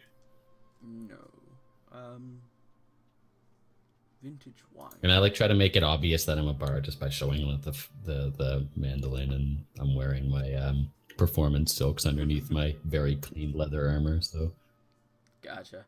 He stands with his. He goes, vintage wine. Something expensive. Oh, yes. Wonderful. And what time could we possibly come back tomorrow? What would be a good time? And your name, please, sir.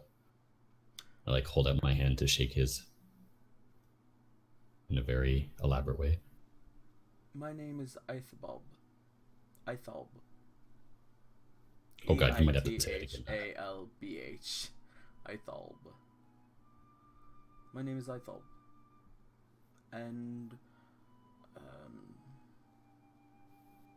well, I will let you know tomorrow afternoon. Possibly noon itself if you want to be back, but... his Okay, master and is so I having would an imagine... event with all of the members and close friends that he has in the evening. For sure. And I believe it's been about a minute. So at this point in time, because I've been touching the mandolin, and it's been a minute that I've had a conversation with him, I'm gonna use my my god, that charm, the glamour charm. You've not been talking to him for a minute yet.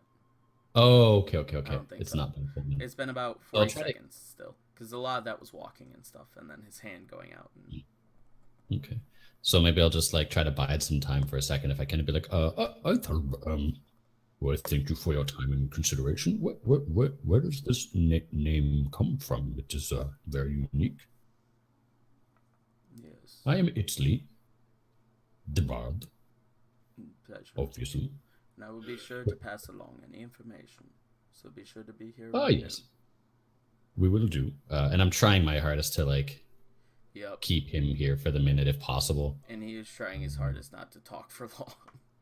I Based on a couple rules. know, like, But that being Okay. said,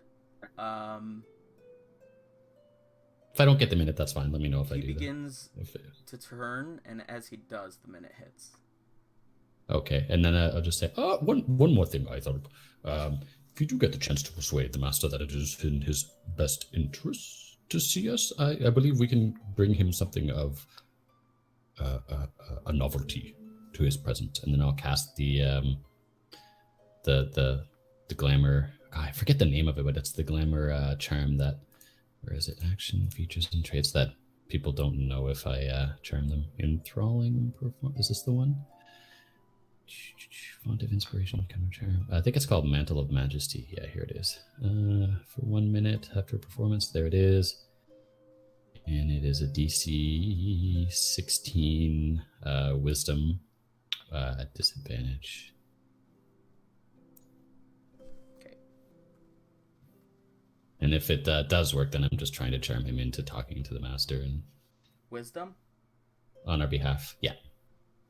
He rolled the same exact thing on each one, which is lucky. Just let me double check.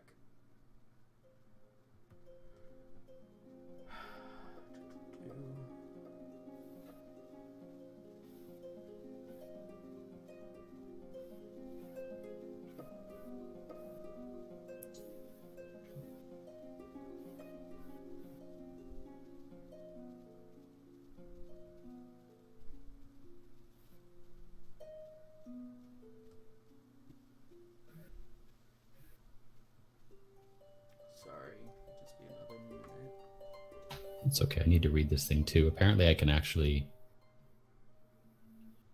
during this time I can actually command him as a bonus action, but I'm not going to do that. If it actually succeeds, I didn't know about that. Mantle of Majesty.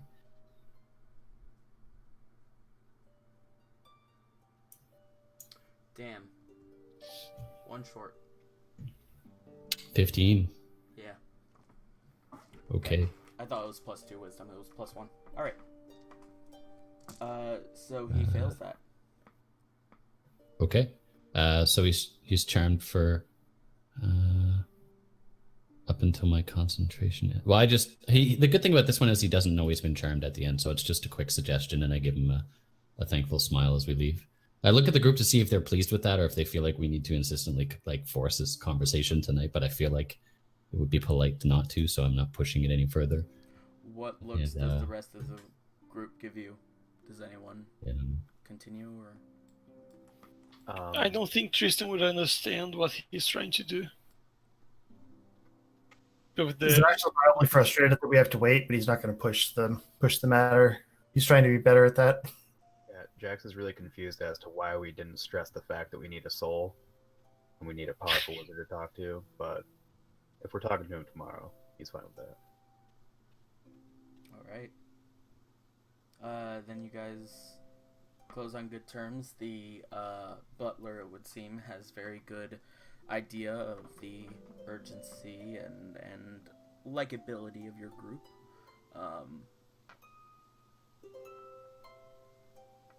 And yes, you guys head off with the knowledge that at noon tomorrow you will get the idea as to whether or not his master would like to see you. Cool. Ah, yes. Well, that voice is very trying.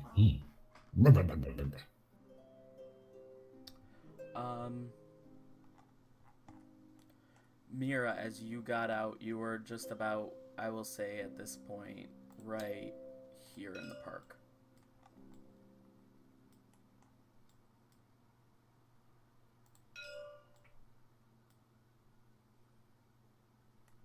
Okay.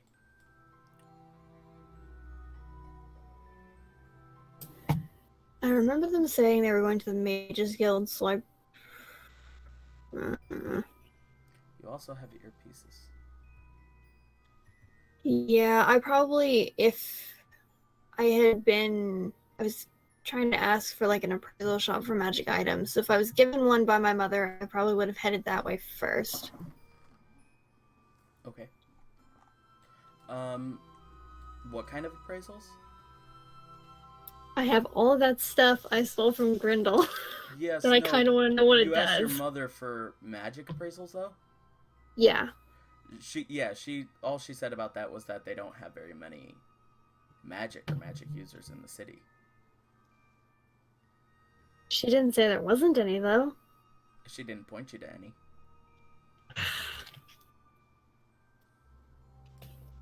I'll start asking around. Also, this is bugging me a bit. You have a very similar problem. It is dark, it is rainy, it is night, it is cold. There's nobody really out on the streets. Then I will try and find a place to stay. Alright. Mira really doesn't want to go back to the group, right? I just learned my brother died, guys. Yeah. You know who Come to would your be the friends. person to talk to They will about console that? you. Everyone in the group. So many people. Go ahead and make a perception check. Also, the rest of you go ahead and make a perception check as well.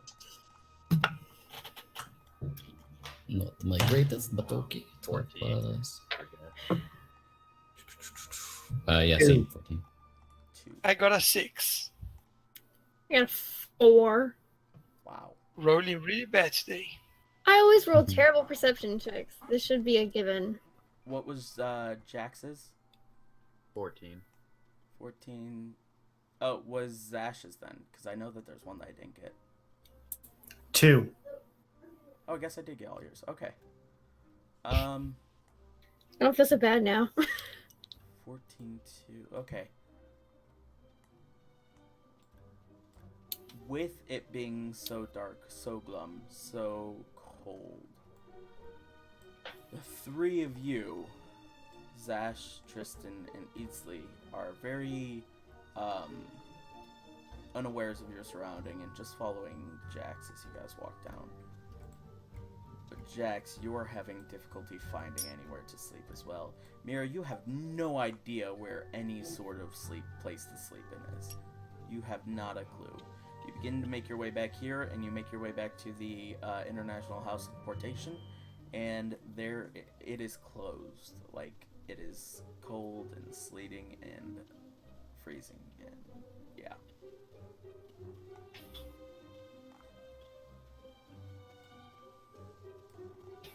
So no one I knows know. where to sleep. Let's wander this city aimlessly in the dark alleys until we find a place to sleep. You guys kept your eyes open for any sort of inns, and you guys did not find any. You guys could search for other things. You guys could look for a random house and break in, like, but you guys could There's not no- find an inn at the moment. What about an Airbnb or a bed and breakfast? Yeah. I rolled a 14 as well. Did that count, or was that was not good enough for us to find anything? No, You he were said that I also there. Yeah, 14 was not able to do it. Oh, okay. Cool. So we're Um, sleeping on the streets. I can do that. Well, slow down. Are there any people around?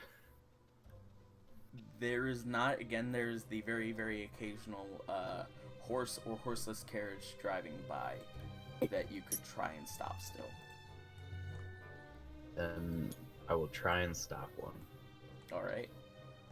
You have to wait for about 30 seconds until you start to see the bright lanterns at the front of this horseless carriage start to make its way around as its giant, almost gear wheels spin. It is coming closer and closer until it sees you in the road and stops as it makes a sort of backfire kind of noise out the back of it. As it Nice. I will approach one of the sides that I'm assuming has a door or window. All Wait, right. sorry, really fast. It's raining, right? It is raining, correct? Is Zash doesn't like rain, right? He's not a fan of it, no. No. So It I'm doesn't gonna do use any shape damage. water to make like a umbrella on top of him to stop the water from falling on him. You appreciate this, Ash, as the air is once again filled with the ashy scent of the town of Thornapple. Very kind of you. Thanks. No problem. You walk up to the side of the little horseless carriage as the windows begins to move down as you see a small dwarf male sitting there with a very large beard, red hair, but hairless on top, winding it downward as he goes. "What is the matter with you? Ugh. Can't you get out of the road?"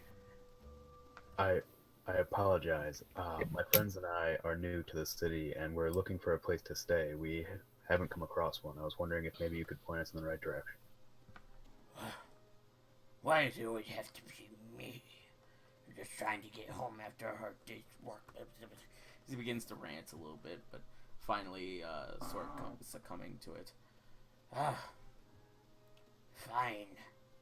There is a place, I suppose, where you can go.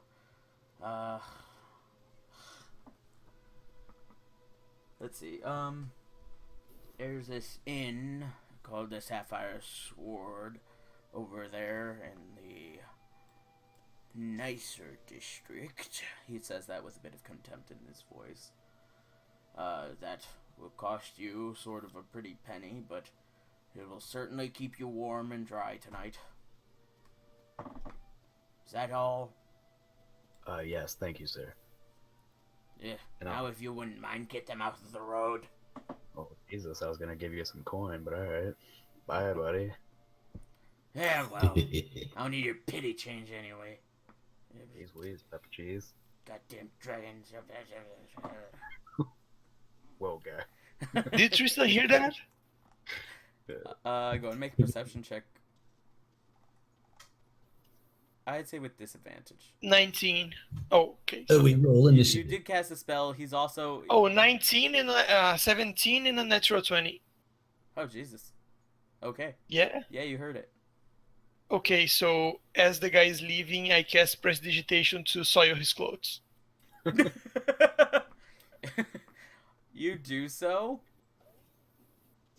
But like and as you I have snap my no fingers. idea of the effect as he disappears, but you get this small look inside the window as he's about to drive away.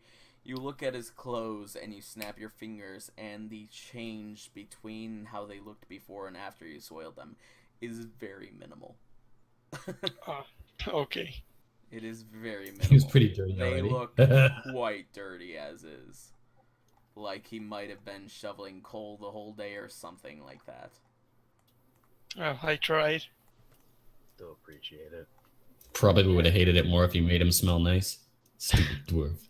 But he did give you a general direction of where the inn is. Yeah, but he was a dick about it. Was it No, I mean you head toward the inn. Yeah, Yeah. but I'm also gonna thank Tamira. Hey, we're gonna be staying at Sapphire something. Emerald sword, I think. Sapphire sword. It's in the Oh, yeah. expensive district. I don't know if you found a place to stay, if you're staying with your family or what, but that's where we'll be. I reply back, does it have a bar?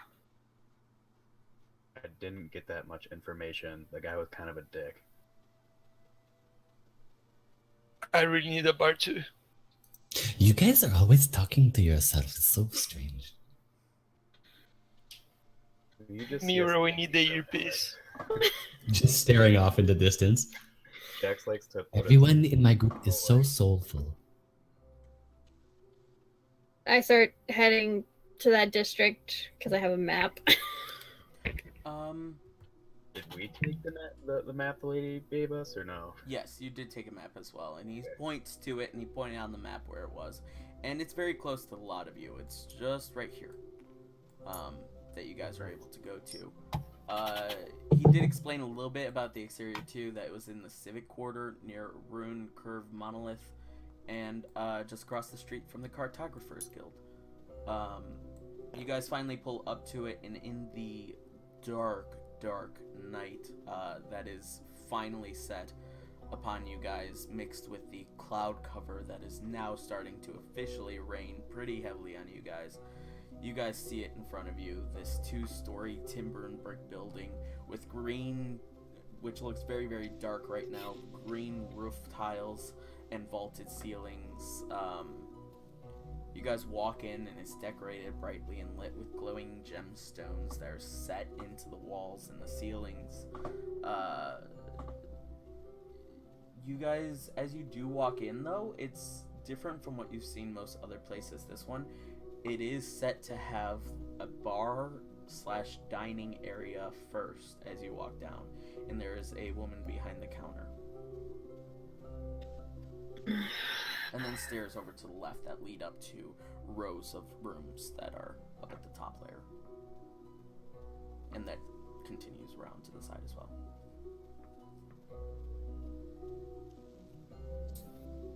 I will. Tristan's going to the bar.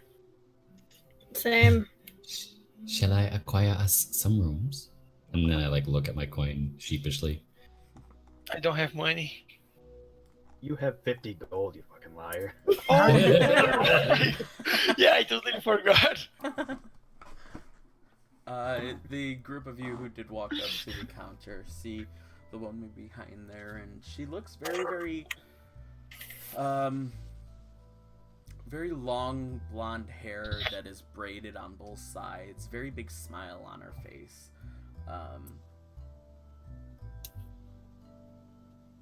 And she is, of course, human. She goes, "Hello, what can I get for you?" Yes, good day. We would like a room, or possibly multiple, since we are traveling in a group of 5. I can do that. How many? We have 5 people. It does not. I look at the rest of the group, or that are actually with me, and be like, it does not matter to me how many people per room, as long as there are enough beds. What do you have? Find out prices first. Well, I have like 4 rooms available if you guys wanted that many, but probably for how many 5 beds? people you could fit 2 or 3 people per room because they usually come with 2 beds. Ah, yes. So 2 rooms, how much, please? That will be 10 gold a night per room. That's a lot of money, right? That seems Yeah, like a lot of money. Yeah, it's a lot of money. That's a lot of money. That is the higher end district going rate for like. Tristan can It's live quite underground. late. You probably would not get any more people coming in last minute to take the rooms. Is there any way we could get a little bit of a discount? Oh, I'm sorry. I don't handle the finances here. I just work here. I don't think I could like do any of the changing prices or anything. Jax is just gonna slap 20 gold down. I was gonna tell Itzley to seduce her, but okay. Bills. I was gonna give you a nudge, right? Oh, do your magic. Is she into Yeah. snake people? Thank you so much. Yes, this is this, and he looks at you. Italy looks at you like this and goes, "This is how we seduce people back home," and just goes and spits out a little bit. Would that have worked? Flicks his tongue out. She's seeing that you're still standing at the bar. She's wide-eyed and just very afraid, but she goes back to looking at Jax. Thank you. You're welcome. Here are your keys for rooms 103 and 104. And did you guys want anything to eat or drink? We have for food, the bar or the kitchen is still open for like an hour or so, and they make some great things like roasted shrimp and onion. The special today is baked phoenix and barley biscuits. Fucking feet. And Yeah, that's Tristan bad. sits at the bar and says, "Just keep the drinks going until I pass out." I'll have some Phoenix. oh, okay. And yes, I can do that for sure. And she goes, Do you Same. have any live birds? Chicken? Live birds? Well, we have Yes, baked please, one live pheasant chicken, and please. steamed goose, but we don't How- have any how about- live. Unbaked pheasant. Gross.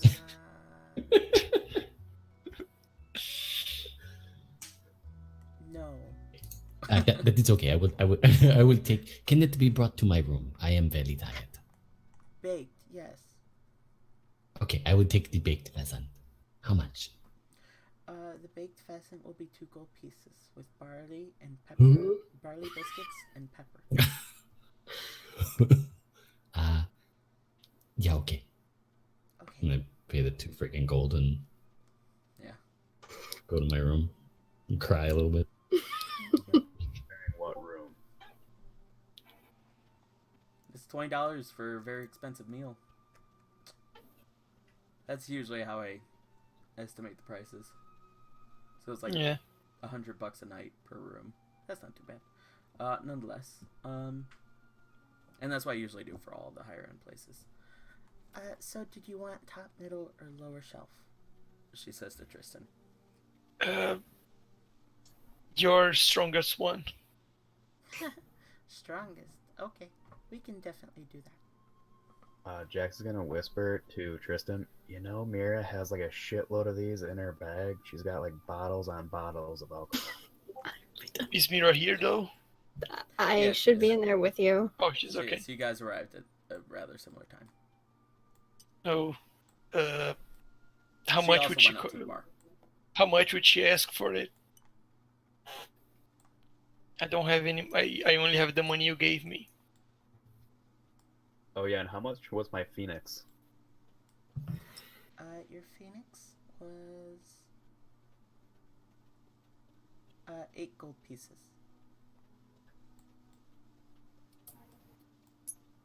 Hand over the 8 gold. Does it keep like regenerating? So it's like an infinite source of food. I think it's kind of Comes back alive in your tummy. You have to throw it again. A baby phoenix just pops out of your mouth. Oh, I love that. poop an egg. Poop an egg. Poop an egg, poop an egg. I will keep it and raise it as my poop baby. We'll name it Gregory too. Guys, I just laid an egg. Number 2. Number 2. Ah, yes, this is quite normal. I did not know you were pregnant. Always told I could get holding hands. Well, if Mira does Before I have go to drinks, bed. Before I go to bed, I would remind the group. I'd be like, "Do not forget, we need to pick up some fine wine for the master of the house tomorrow." And then I like eat my food and go to sleep. Mira's got alcohol in her bag. Trish is gonna ask Mira for the extra earpiece for its sleep, Oh, yeah. Here. and Tristan gives to. He says, "Here, this is why this is why Jax keep focusing on his head. It's a necklace. Yeah, Huh? What? Huh? Oh, I just Okay. put the necklace on him, and I speak to him. Hello? Yeah, that's what he do. this is the first time he squeals. Like Yeah. that's the response that everyone hears the first time they hear Itzley's voice in their brain. Just a, ah! And then yeah, okay. This is quite normal. Well, actually, they just hear a squeal coming from upstairs very loudly. Okay, because I haven't. You don't know how to You work it haven't yet. figured out how to do it. Have you ever seen Spy Kids 2? Yes. That is the weirdest question I know, anyone has right? ever asked me. I know. Why Spy Kids 2? No. Because there's a scene in it where they can only talk through thinking. When they try and speak, they can't hear a thing. I That's love these basically movies. how that works. You can Okay. only think things into it. So if you actually yelp in real life, then it's not going to go into the earpiece. At the same Yeah, time, so I try to talk to it a few times. I like muffle my mouth into it. I use a few different languages, and then the first thing you guys think is Itzley swearing in his equivalent of Draconic. Fuck, how do I do work us a it? favor. Go ahead and make a intelligence roll for us. Just base intelligence. 19. Yeah, because Jax speaks Draconic.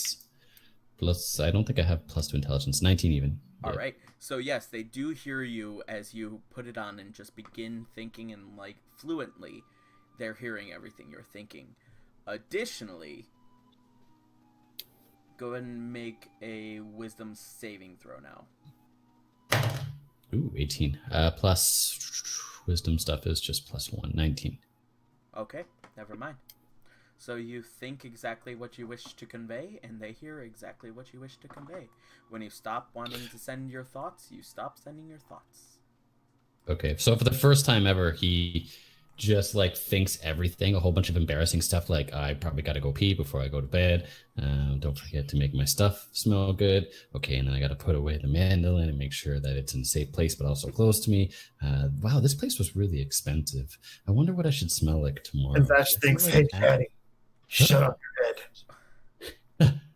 Oh, yeah, and that's it. Then he cuts himself off so that you guys know. All right. He goes to bed. This is going to be a mistake. So Itzy is asleep. The rest of you down at the bar. The waitress comes over and hands Tristan a glass, but she also sets the bottle right next to it. But inside is this very, very, very, very dark brown liquid. As she begins pouring. Sets it down. There's your first one. Do you just want to open up a tab How much is for this bottle? for the bottle? Yes. 1, 2, 3, 4. She starts counting out the shots, probably that are inside of it. 10 gold. Zash drops 10 gold on the bar. Oh, Says- thank you. You keep me dry, I'll keep you wet. Oh, thank you. Tristan drinks the shot and just starts chugging down the bottle. All right. Oh wow. It's a good thing you don't have to drive anywhere. She says with a chuckle. What is drive? You know those big machines that they have outside. When you control them. Oh, the horseless carriages? Yeah. Okay. I don't know what you mean, but I'm probably already drunk. He just keeps chugging down the bottle. With the strength of that thing, I'd say so. She says with a bit of a concerned look on her face. Yeah, he's gonna pass out in the bar. Alright, the rest of you are all chilling out at the bar too. Jax's phoenix comes out now, and it looks sort of like a cartoony, hairless parrot. If you've ever seen like that, if you can picture that, looks a little bit like that, larger head on the body, and it is kept whole as well. But there are slices cut off of the breast that are set over to the side, and plenty more of this phoenix to go around as well. But with the slices, of course, there are the barley biscuits, and she also brings out a glass of cider for you. Thank you. You bite into it. It's very, very. It's like super juicy turkey mixed with. It's like already been heavily seasoned with sort of like a barbecue-y kind of taste. It's good. You guys want any of those phoenix? Pretty delicious.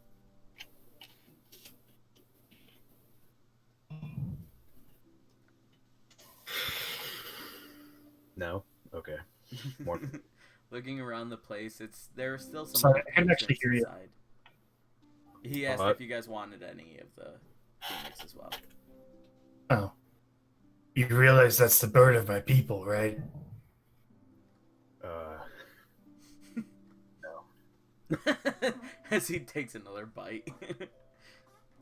Enjoy. I will.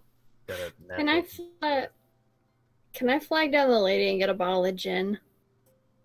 A bottle of gin? I can do that.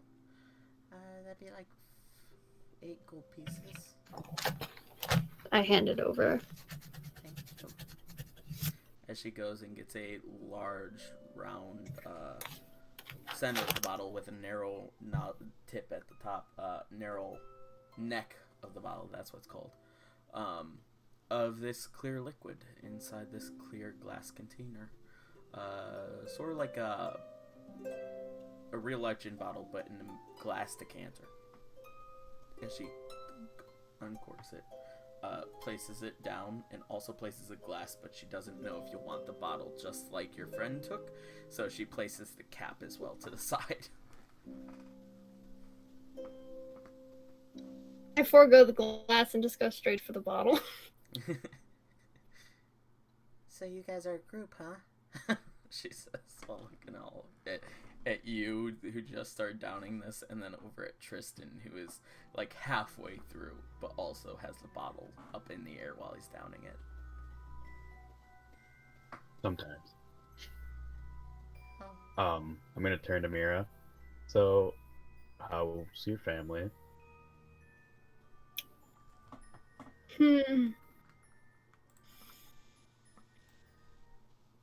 Yeah, why are you drinking?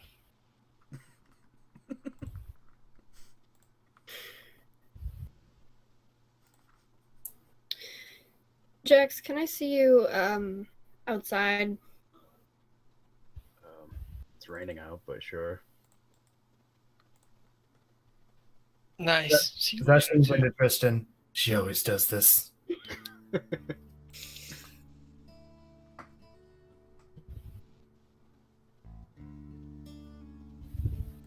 You guys step outside, of course. It is raining pretty heavily, but there's a little awning where you guys have some clearance. Kind of move us a bit as far away from the door as I can get us. While staying dry? No. Okay. Then you have the whole of the street. Do you guys walk down to more so the sidewalk?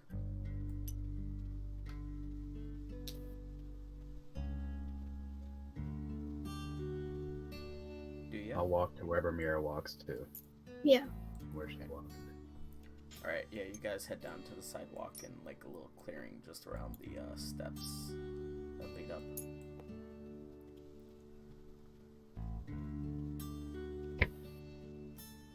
What's up? Why do you want to talk out here? Are we alone? Is there anybody else around? Yeah, no, there's nobody out in the streets. Certainly, there were a few patrons inside the bar and stuff, but certainly once you close the door, it's kept quite quiet, like a lot of the buildings around. And again, once you guys stepped outside, it's that fills up the air and would block out any listeners. But there are none again. Mira looks at Jax in the face, looks down at the ground, and then just starts sobbing. Jax will reach out, put an arm on her shoulder, and kind of like try and pull her in for a little bit of a hug, a comforting type of hug.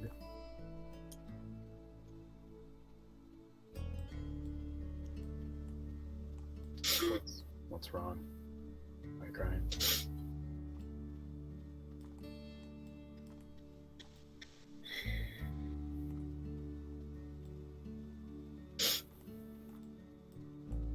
I lost somebody again. What do you mean? Who did you lose?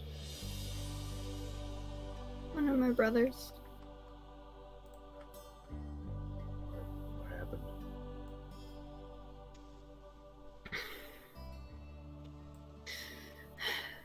Someone we pissed off burned him in a house. One that we pissed off? No.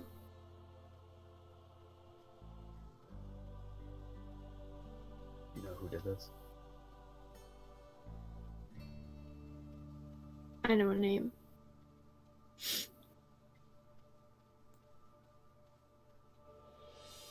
What's the name? Why does it matter? So that you can find them. Together.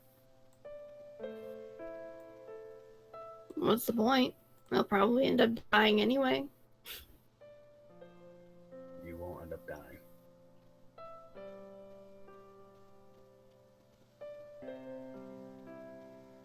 Not gonna let you die.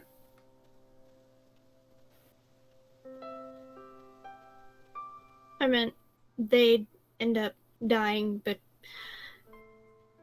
you can't keep that from happening. Yeah, they would end up dying. Right. That's the point.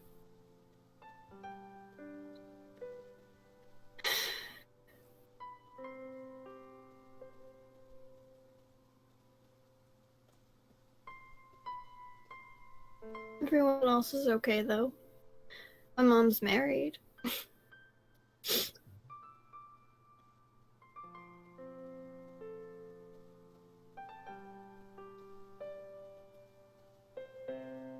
Aren't you worried that this guy could come back? You don't want to take care of him?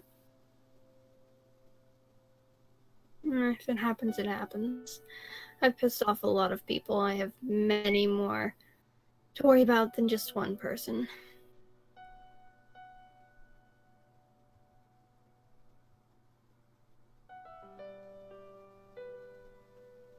Well, I've lost many people as well, as you know.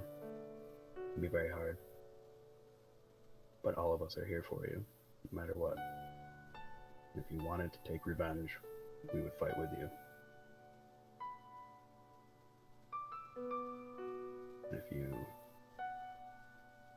want to keep talking or crying, we're here for you as well.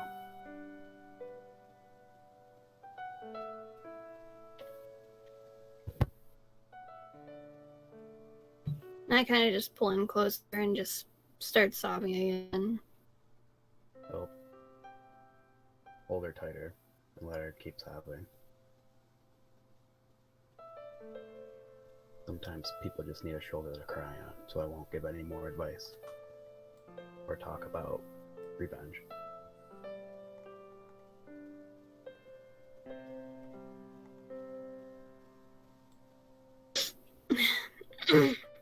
Alright. We should probably get back. Yes, I'm sure Tristan's passed out on the counter and Zash is about to light his ass on fire. And I left the rest of that gin. Shit, that was expensive. And I kind of just like lean my head back so that the rain's hitting my face and I rub my eyes. Try to keep it to look like I was actually crying.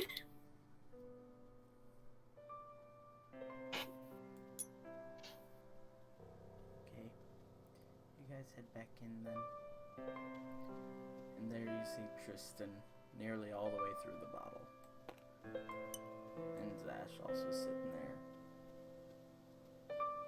Mira, you do look like you were able to hide it a bit, but your cheeks are still red, which most would pass off to the coldness outside.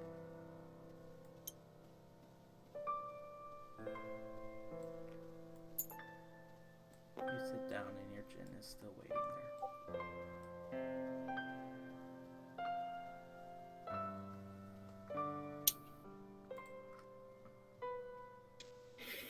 I pour out a glass and I push it over to Jax. I'll take the glass.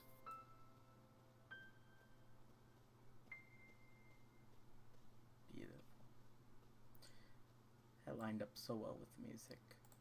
You take the glass and you take a sip. It is strong as shit. It's very strong gin. I'm also gonna lift the glass kind of to Mira and like sort of whisper to her, to the ones we've lost, and then take a swig. And I down the bottle.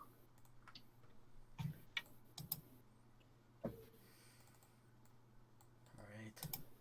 You guys continue your evening there. Is there anything else you'd like to do while you're all drinking and eating and before resting? After a couple more glasses, Jack's gonna be like, I really miss Gregory. Here, let me do something real quick. Tristan pats his back. It's okay, buddy. It's okay. I hope he's alright. Yeah, Tristan starts crying as well.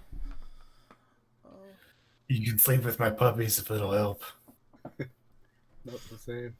They'll light your ass on fire. Who's lighting? Who's his ass on fire? Yeah, probably. Did someone say fire? did you guys want any more food or maybe water or something? Another bottle. No. Another bottle of water is what he meant. Yeah. You don't know me.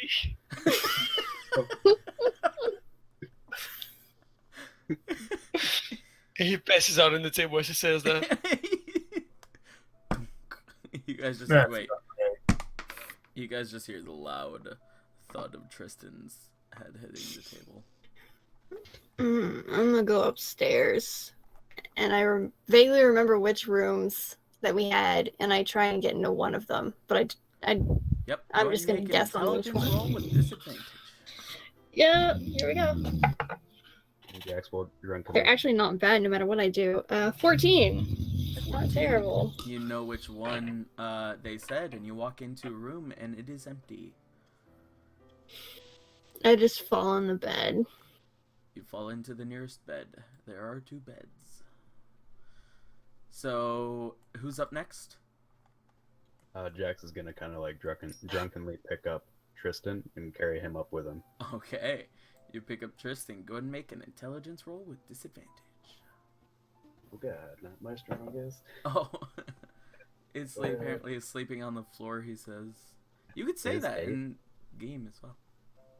What is it? I just didn't want to interrupt. A 3. 3. Alright. You walk into a room, open up the door, and you step on Itzley while Itzley is asleep. Oh shit. Itzley, as a young kid, do you have a tail? I do not.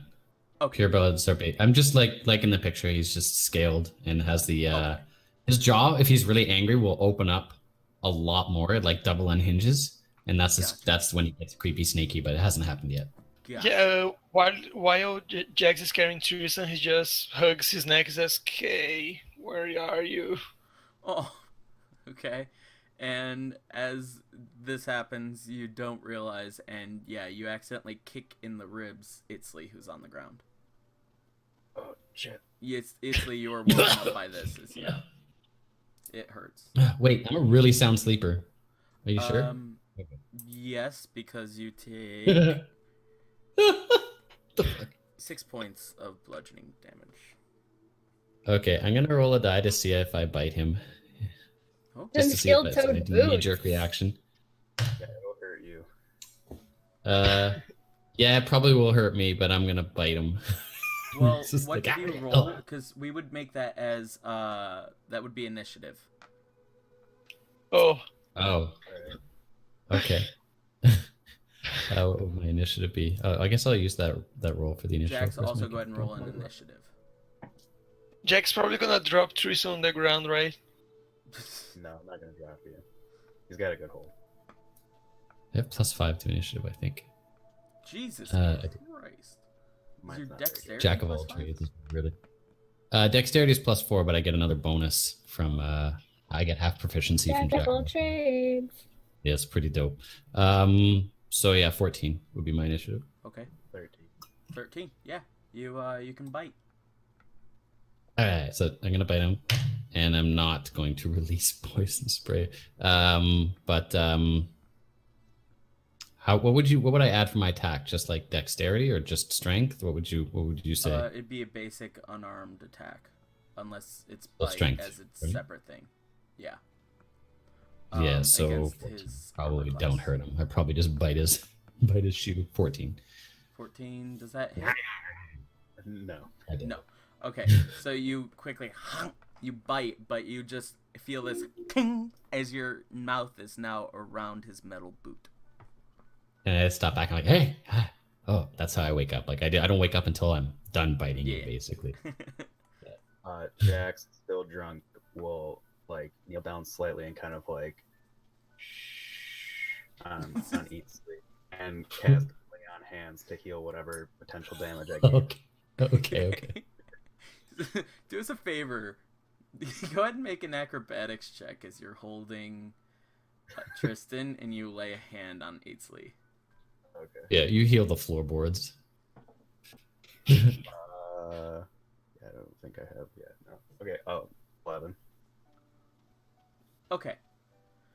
So you're able to still keep Tristan up off the ground, but it's basically like his feet are pretty much nearly at the ground. Like it'd be no different than if you let go of him at this point. He'd topple over probably still, but he'd be able to stand for a few seconds. But you're still able to hold him up in the air as you put down a hand on Itzley's head, and it just like runs past his head, and it's sort of like an aggressive grasp on you, Itzley. You're very curious as to what's going on as he rather strongly grasps onto your head and then moves his hand down through your hair and past you as he doesn't realize it but is still walking a bit, and this emanating glow comes out from his hands, and you feel that with this forceful swipe of your hair, you are healed. But as you continue on, Jax, holding on to Tristan, you just barely make your way over to the bed and are able to set Tristan down. And go ahead and make a Constitution saving throw. Okay. If I throw up, this wouldn't be good. Somebody has to come up with it. Okay. not bad, Yeah, not you're bad. very curious for sure, Sean. 24. Okay. You set him down in the nearest bed, and now Tristan is lying there unconscious. But you are still awake, so if you wanted to go to a different bed or also on a floor Yeah. or something. There's 2 beds available. I'm sleeping on the floor. I moved to the corner after you kicked me, and by the way, I looked a little violated by that rapey heel you just did. Whoa. Nobody said it. Yeah.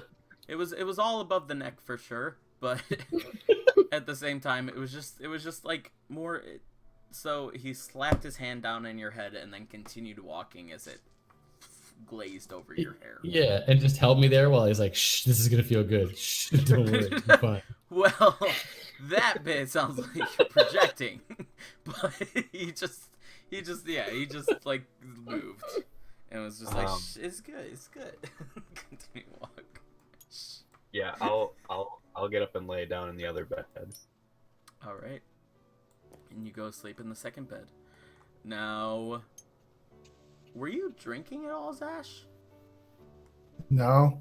I was No, going to okay. say that I was following right behind the other two, but I never got a chance to. Yep, fair enough. You follow right behind. Did you go into the same exact door? You can see inside there, especially being sober.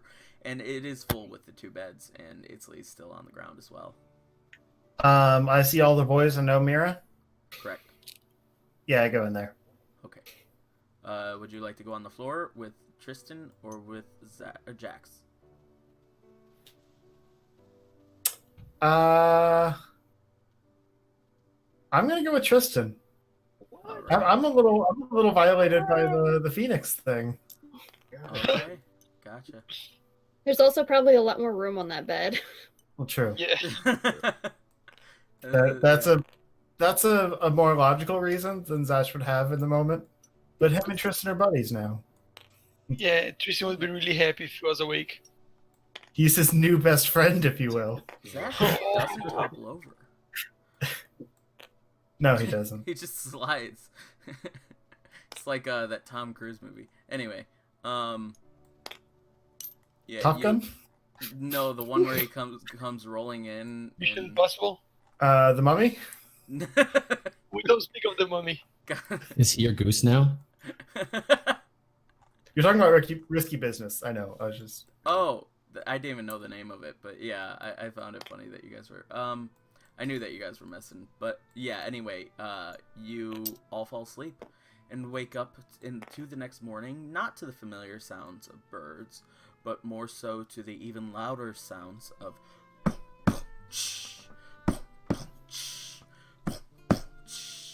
as industrial hammering and banging is going on in the distance. Sorry.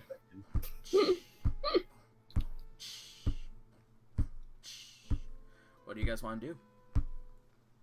So Itzley wakes up extremely excited and starts like messing with spell components and pulls out something new. It's a spell component on this. Oh wow, it's verbal and it's instantaneous. Okay, so he doesn't have to. Oh, I can't wait to try this one. Okay. And then that's it. Can I make a Constitution saving throw to see if I'm with a hangover? Same. I was going to say, yeah, we'll do a Constitution saving throw, but you guys, Tristan would be definitely at disadvantage. You downed your whole bottle, like. I got a Yeah, 14 you with passed out. disadvantage. With disadvantage. It's a disadvantage. Wow. Yeah, with disadvantage I have a +5. Wow. Alright, let's see how Yeah, Mira you does. beat it. Oh, okay. Ooh, yay! I got a 19! 19, nice. Tristan still the dum dum shh, dum dum shh, dum dum shh is really hammering on your head right now. But aside from that, you feel okay. Your stomach is fine. Aside from the minor headache, you're not too susceptible to light and noise aside from that. And you get up and you're just like, ugh, okay, that was a heck of a night. And you're You good. do wake up to Zash spooning you a little bit, though. He can't help it. He doesn't mind. Alrighty. Probably doesn't even remember what happened. When you guys wake up, though, it is about, I'd say local time, 10 o'clock in the morning. You have 2 hours. Should we go to the Mage's We Guild? need to bring. Yeah, we need to bring him expensive wine as well as a gift, if possible. Could probably just get that here from a bar. I can make water taste good. Okay, but we need wine. Okay. Can you make water taste like expensive wine? You make it Maybe. wine. I don't know what expensive wine tastes like. Do you know what that? It tastes the same as cheap wine, just for Tristan 5 times has the no price. money. Oh no, everyone is paying for Tristan's stuff, so he has 51 gold pieces.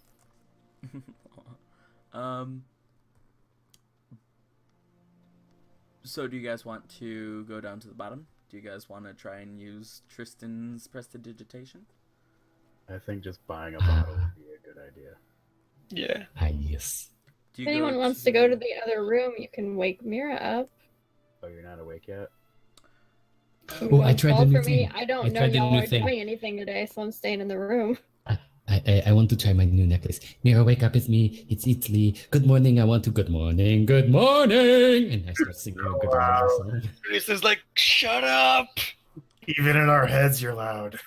Yeah, Mira, you were sitting there relaxing a little bit, just awake, but also just like feeling the 5 minutes that you wanted to take just to ready up the day, and then you hear that. It's a beautiful day. I'll be downstairs in 5 minutes. Yeah, Tristan punches Isley on the arm. Oh, We can all hear you. Oh, I cannot have it go to just one person? No. I don't think so. Oh, okay.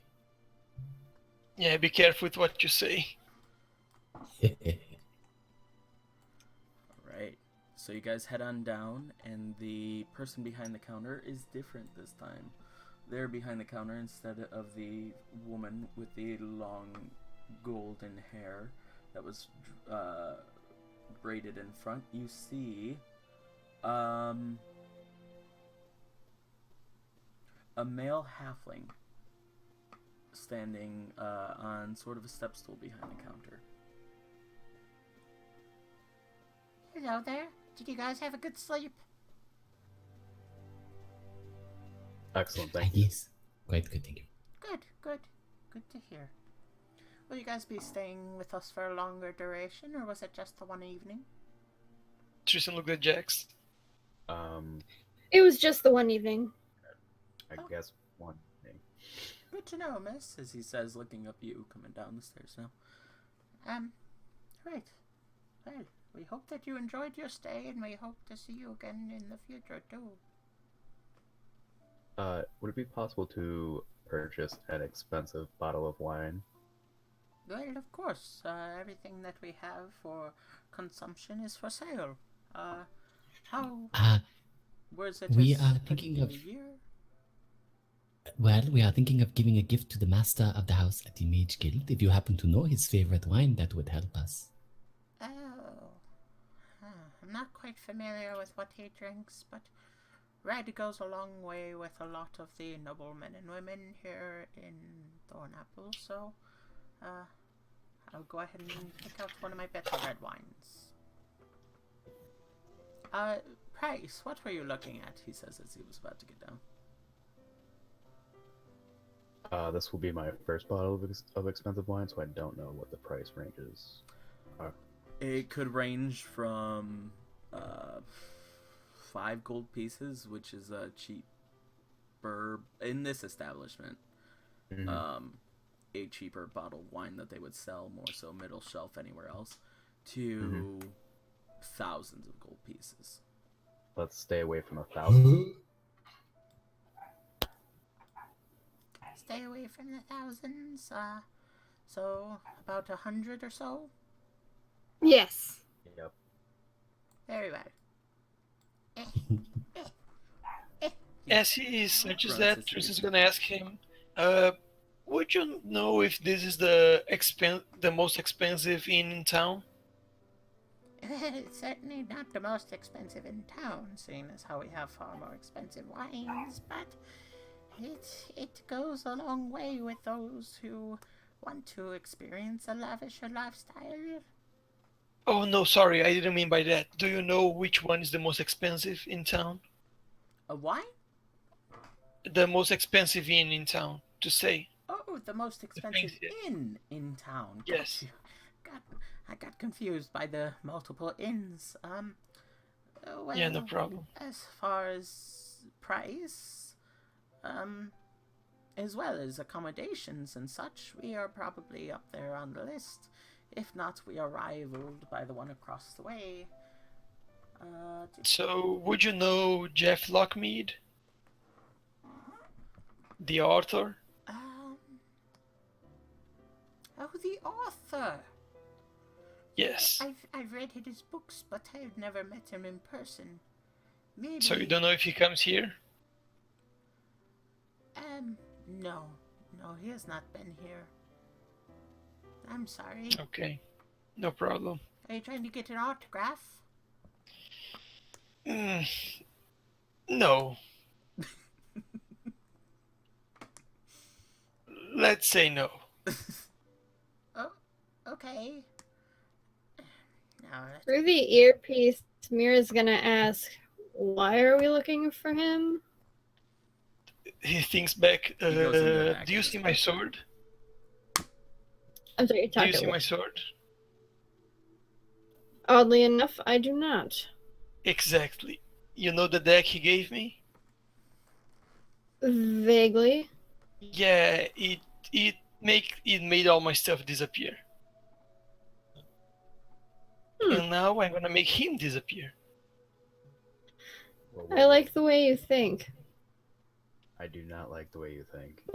Why not make Too an bad. innocent man disappear? He's not an innocent man. He destroyed my sword. Well, he didn't. Plus, he's the worst. Not the worst. Yeah, I know. Sorry, Jax, but the next time I know you are his fan, but the next time I see he's dead. We'll see. We will see. Yeah. But you take like a It's at vial of this his point. blood. It's at this point that the guy walks out from. Well, you just see the door open, but from below you hear. As once again you see him pop up over the counter, and he's holding this very dusty bottle of wine now. But he comes out. there you are. He sets it down on the table. All in all, this one had a price tag of about 98 gold pieces. Okay. I got it. Oh wow. I'm gonna take 98 gold from the party fund that no one seems to ask me about anymore. We haven't seen ever. Oh, yeah, I have to do math real quick. Thank you very much. I have 3 $10,000 diamonds. I don't need your party fund. How many do you have? Poor Tristan. 3. Yeah. Yeah, just a bunch of show-offs. Tristan I paid- did get okay. paid $500, but Yeah, thank you for reminding me. 500 gold, but Yeah, thank you for reminding me. yeah. So, I do you bought- And I guys- hand the bottle of wine to Itzley. okay. Okay. I'll make sure to keep it dusty because that actually helps make it look better. So I don't wipe the dust off and I just take it. Thank you. Ah, yes, thank you. Thank you. Again, if you ever need to stay somewhere, visit the Sapphire Sword. You guys walk outside, and the sun is just about at its peak. Did that woman from the inventor place tell me a specific time, or just say come by before the end of the day? Before the end of tomorrow. That's all that she said. Okay. Do you want to stop by there first? Not if it's close to noon, because that guy said to me at noon. Ah, But yes, this to, is. It is Okay, very okay, close okay. to being up at. So you guys make your way over Okay. to the gate at the castle. You get there, and outside it's a lot more bright, a lot more sunny. You see now the dust that covers the driveway, but at the same time the grounds look very fresh and fertilized and well kept and groomed. The force field, when you put your hand out, is still present, but it doesn't take nearly as long this time before you hear off in the distance as once again, walking out, but this time with both of his hands behind his back, is the butler. Ah, you are back. Good. I have spoken to His Majesty, his lord, and he says that since there are so many people of the guild coming this evening, you all will be invited as well. Well, is there a time that we should show up, Master Iceball? That's how he said his name, right? Ithbalth? Balth? Ibalth? Ithbalth? Hello? Ithbalb. Ithbalb? Ithalb. Balb. E-I-T-H-A-L-B-H. Ithalb. Also, this could possibly be used at the party, so a gift from us. And I look at the group, like, for the first time realizing I don't know if we have a group name. Do we have a group name? I think into the thing. Altars. Do you say the altars? Altars. No, we're not called that. Okay, so I just say, From Master Itchley and Company. He takes it and looks at it a bit. Lets out big Where's breath the to halters? blow away the dust. much worse. It's also quite tasty if you want to have a sip yourself first beforehand. And then I give him like a wink, so he knows it's a joke. And What time should we arrive?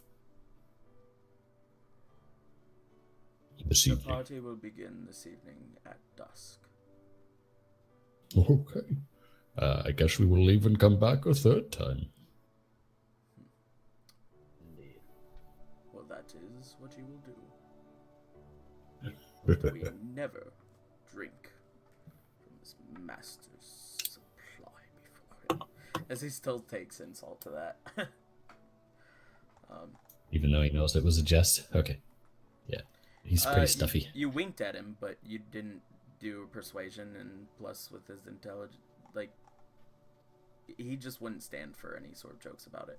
But also, if we were to really see if he took it as a jest, you would need to do a persuasion check, but we didn't. But it's sort of irrelevant, because whether or not you're joking, he would not. I wanna try something. What's up? Tristan would like to try if at least can we use magic inside the castle? Would we know? You haven't been inside the castle yet. You guys have still been inside the gate. Okay. Yeah, we got denied. We gotta come back again later. This was the waiting room before the waiting room before the party. Very Okay. exclusive. Very exclusive Okay. party indeed. So, do we want to fast forward till 7 o'clock, or do you guys want to do something real quick? We should go to the magic shop, right? Well, Jax. Let's go get his item. Yeah. The inventor shop. I have something I would do tonight too afterwards. After or before? After he gets his item. Oh, after he gets that, gotcha. Mira wants to go Party. somewhere. Mira wants to go somewhere if anyone wants to go with her. Where? Okay, real quick, where's Mira going?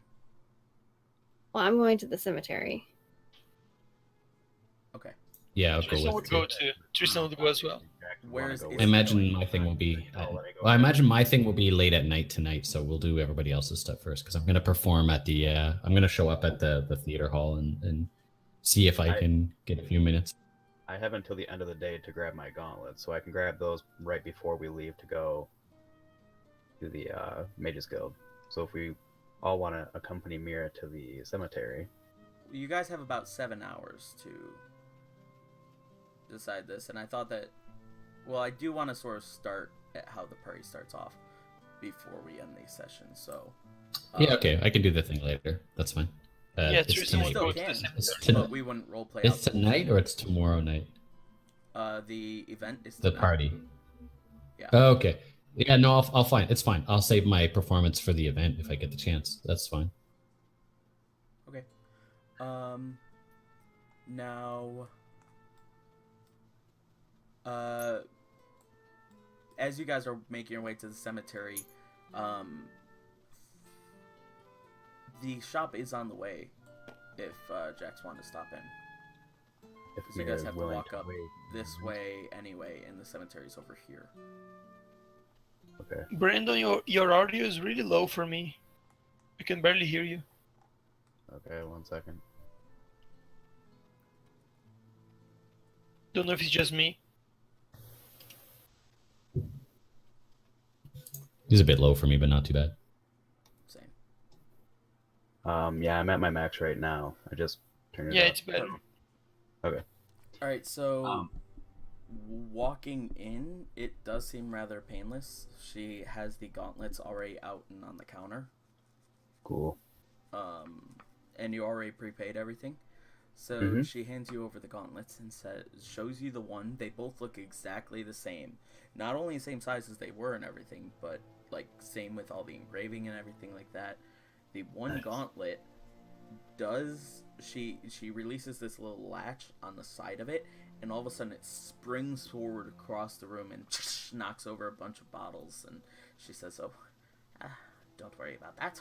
As it comes back, and she goes, "With this one, I did something a little bit special. You said do something special with it, so I decided to do something special. Do you know? Have you ever seen magic where they'll do like cones of elements? I have, yes. This will shoot out a cone of flame, but only upon refilling it with gunpowder." Sweet. Can I purchase some gunpowder from you? He has a shotgun. Huh? Jax has got a shotgun arm. I was thinking more of- Sorta. Very quick blast of, yes, I do have a large barrel here. How much were you thinking? However much I can carry. Well, Wait, first, how much is required to refill the gauntlet? to refill the gauntlet, it's about a half a pound. Okay. If you need to, you can keep some of it in my bag. Okay. Also, out of curiosity, ma'am, what's your name? I'm pretty sure I said that. I'm not saying to the player, I'm saying to myself because I hope I get it right. Yeah, I don't know if I said it, but I said Ekin's Creations. She goes, "My name is Ekin Liam Sav." Rats. Thank you. Of course. Yeah, I'll purchase. Also, alright. How much for half a pound then? Each half a pound is 4 gold pieces. Oh, okay.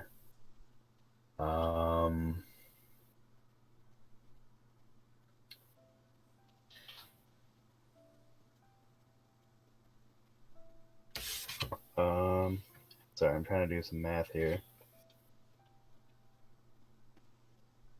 So 10 pounds is 80 gold pieces. Mm-hmm. 20 pounds is 160. Mm-hmm. 30 pounds is 240, so on and so forth. Yep. Just trying to figure out how much I would actually be able to carry, realistically. I'll take 20 pounds. That'll be 160 gold pieces. Okay, hand over the 160. Is it possible to have these in like half-pound containers already so I know how much I'm putting in, or?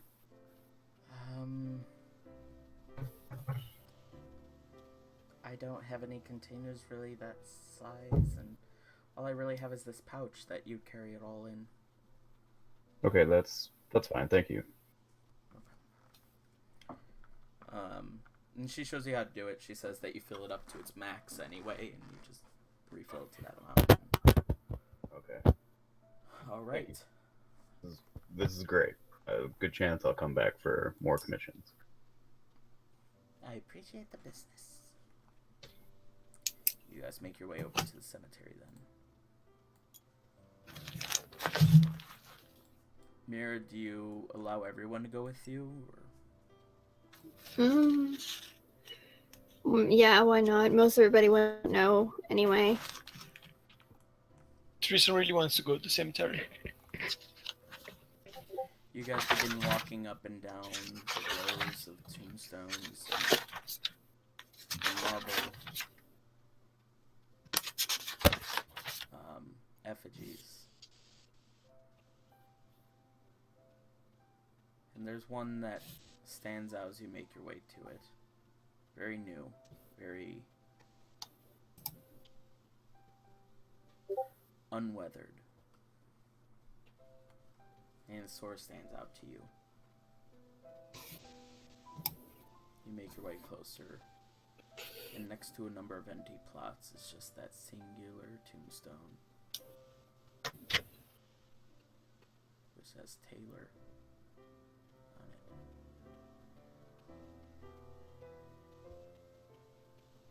it. No last name, just Taylor? No, yeah, last name, but I'm trying to remember what. Beth, what's your mother's last name? Our last name is Miller. Miller. Taylor Miller. Yep. Thank you.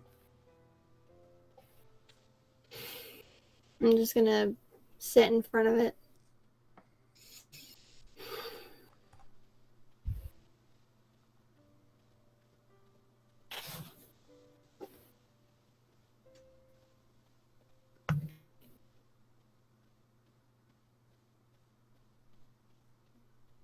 Tristan is just gonna wander around the cemetery looking at the tombstones.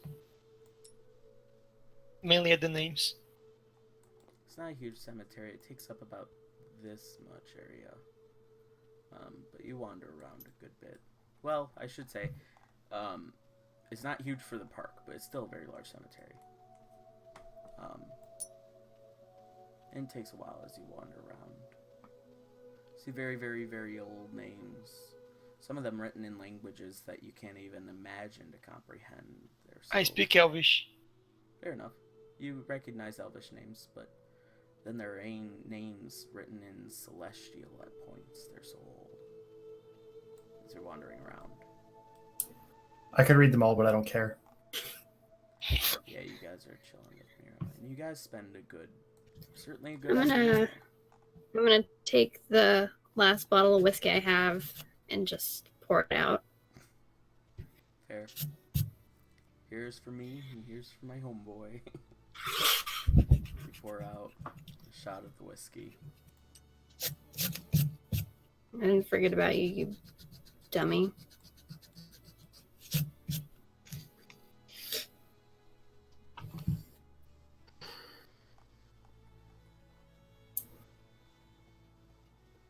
So we all see the name on the gravestone, right? Yeah. Yeah, Tristan doesn't make the connection. He just thinks that it's someone she knew. Sash just puts a hand on Mira's shoulder.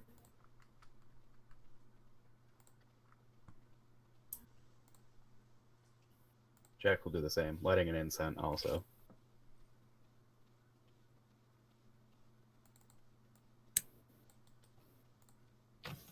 Hold on, let me see.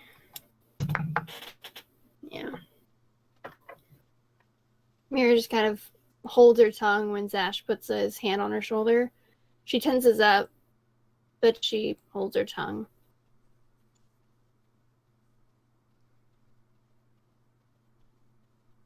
Yeah, Jack's will light an incense and place Tristan it whispers on top to of gravestone. Yeah, Tristan whispers to Isley, I think we should leave. Yeah, Itzley can take a hint, and he kind of like backs off a bit and gives them space. Yeah, Tristan goes as well. We'll say that Asks at some Tristan. point too, Itzley is able to do like a smaller performance along the street as well. I would definitely think I'll just or continue in to the whisper. park. In the park, remember in the center, there's a lot of performers. He finds up a little smaller area and just does like a little performance for some of the people there.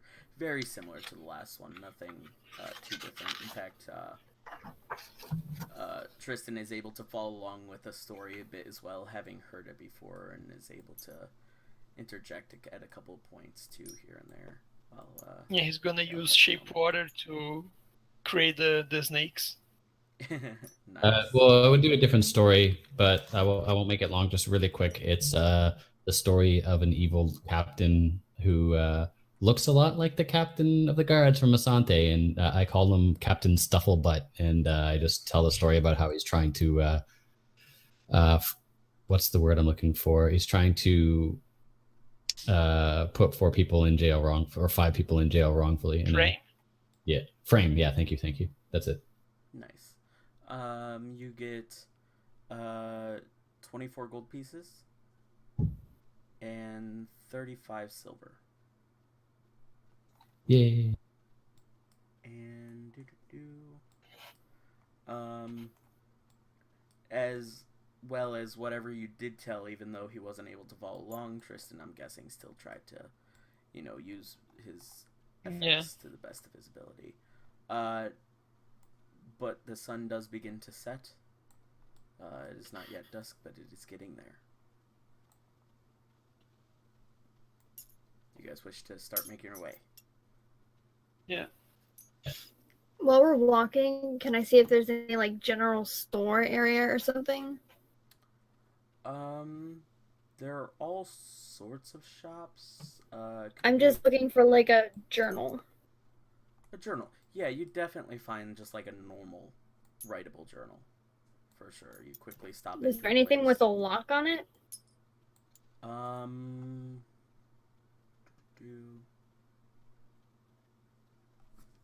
roll for that. No. She's a rogue, right? There are none with locks. You could always like take a cloth and tie it around or something, but there are none with locks already in them.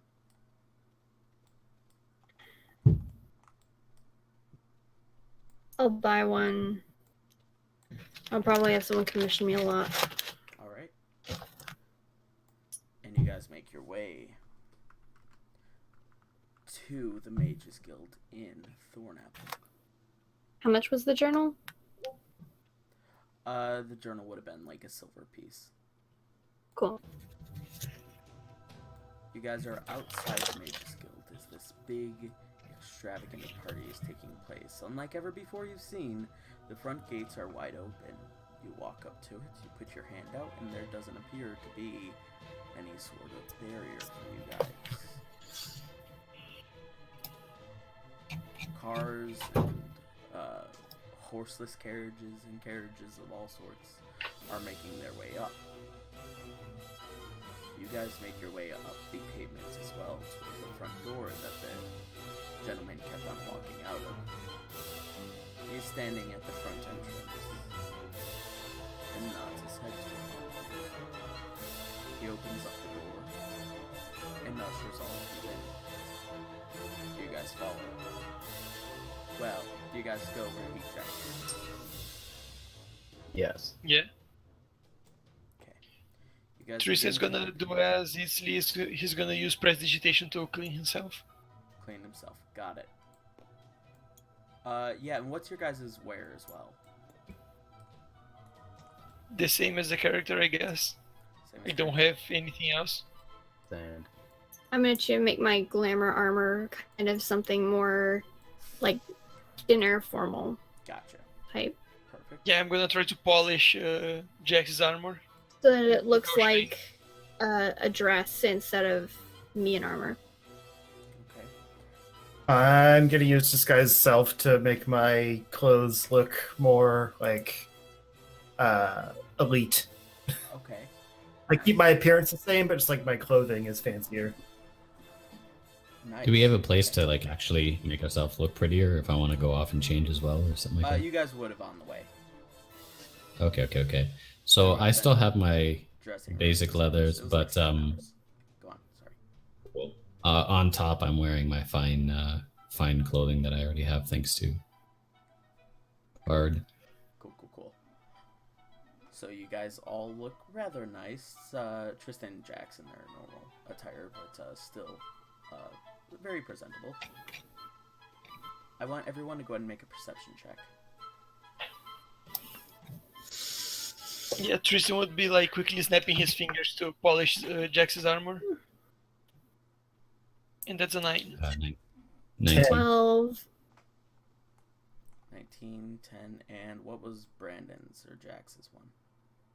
18. Also, Jax is a little upset at his armor being clean because he likes it to show wear and tear because he's a warrior.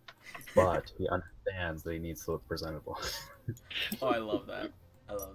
Okay. Well, I can spell it for you again.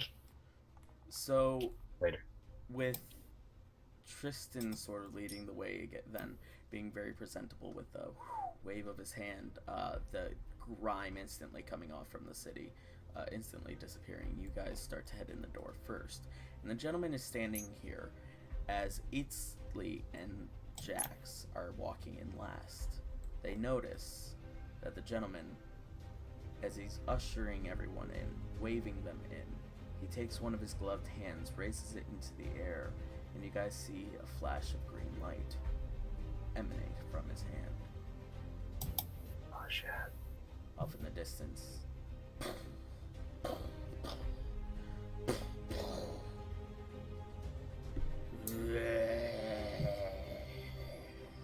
Awesome. Bodies start to rise out of the ground near the lake. Wait, You guys off see in the these distance, as in bodies? not in the room? Not in the room. This is off Okay, by okay. the lake. You guys walk.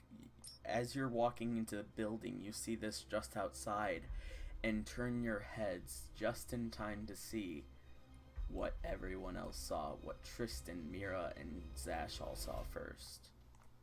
Around you are werewolves, vampires, ghouls. You are at the monster formal of the century. And that's where we're going to pick it off for next Halloween's episode. Thank you so much, everybody. It's the Monster Mash. Yeah. The Monster Mash was a graveyard smash. Exactly. Thank you so much for joining and watching all the way through. That was so awesome of you. Thank you so much. We hope to catch you next week for, of course, the very, very special episode. We also hope to see you on Friday. Don't forget, this coming Friday, like in just a few days, we are playing the Trail at the House on the Hill with hopefully everybody that you see here in a wonderful gameplay of it. And we have little bits that you get by watching. If you watch this whole episode, the person who's still watching, and you want to influence what happens, you already earn bits, and I'm going to make it so that you can spend those bits to change things in the game. Possibly change the omen counter. To make it a bit more difficult for us and make the hunt happen even faster. But thank you so much for watching tonight's episode of Dungeons & Dragons Valkyrie, and we hope to see you again soon. Say goodbye, everybody. Bye. Bye. Thank you. Goodbye, everybody.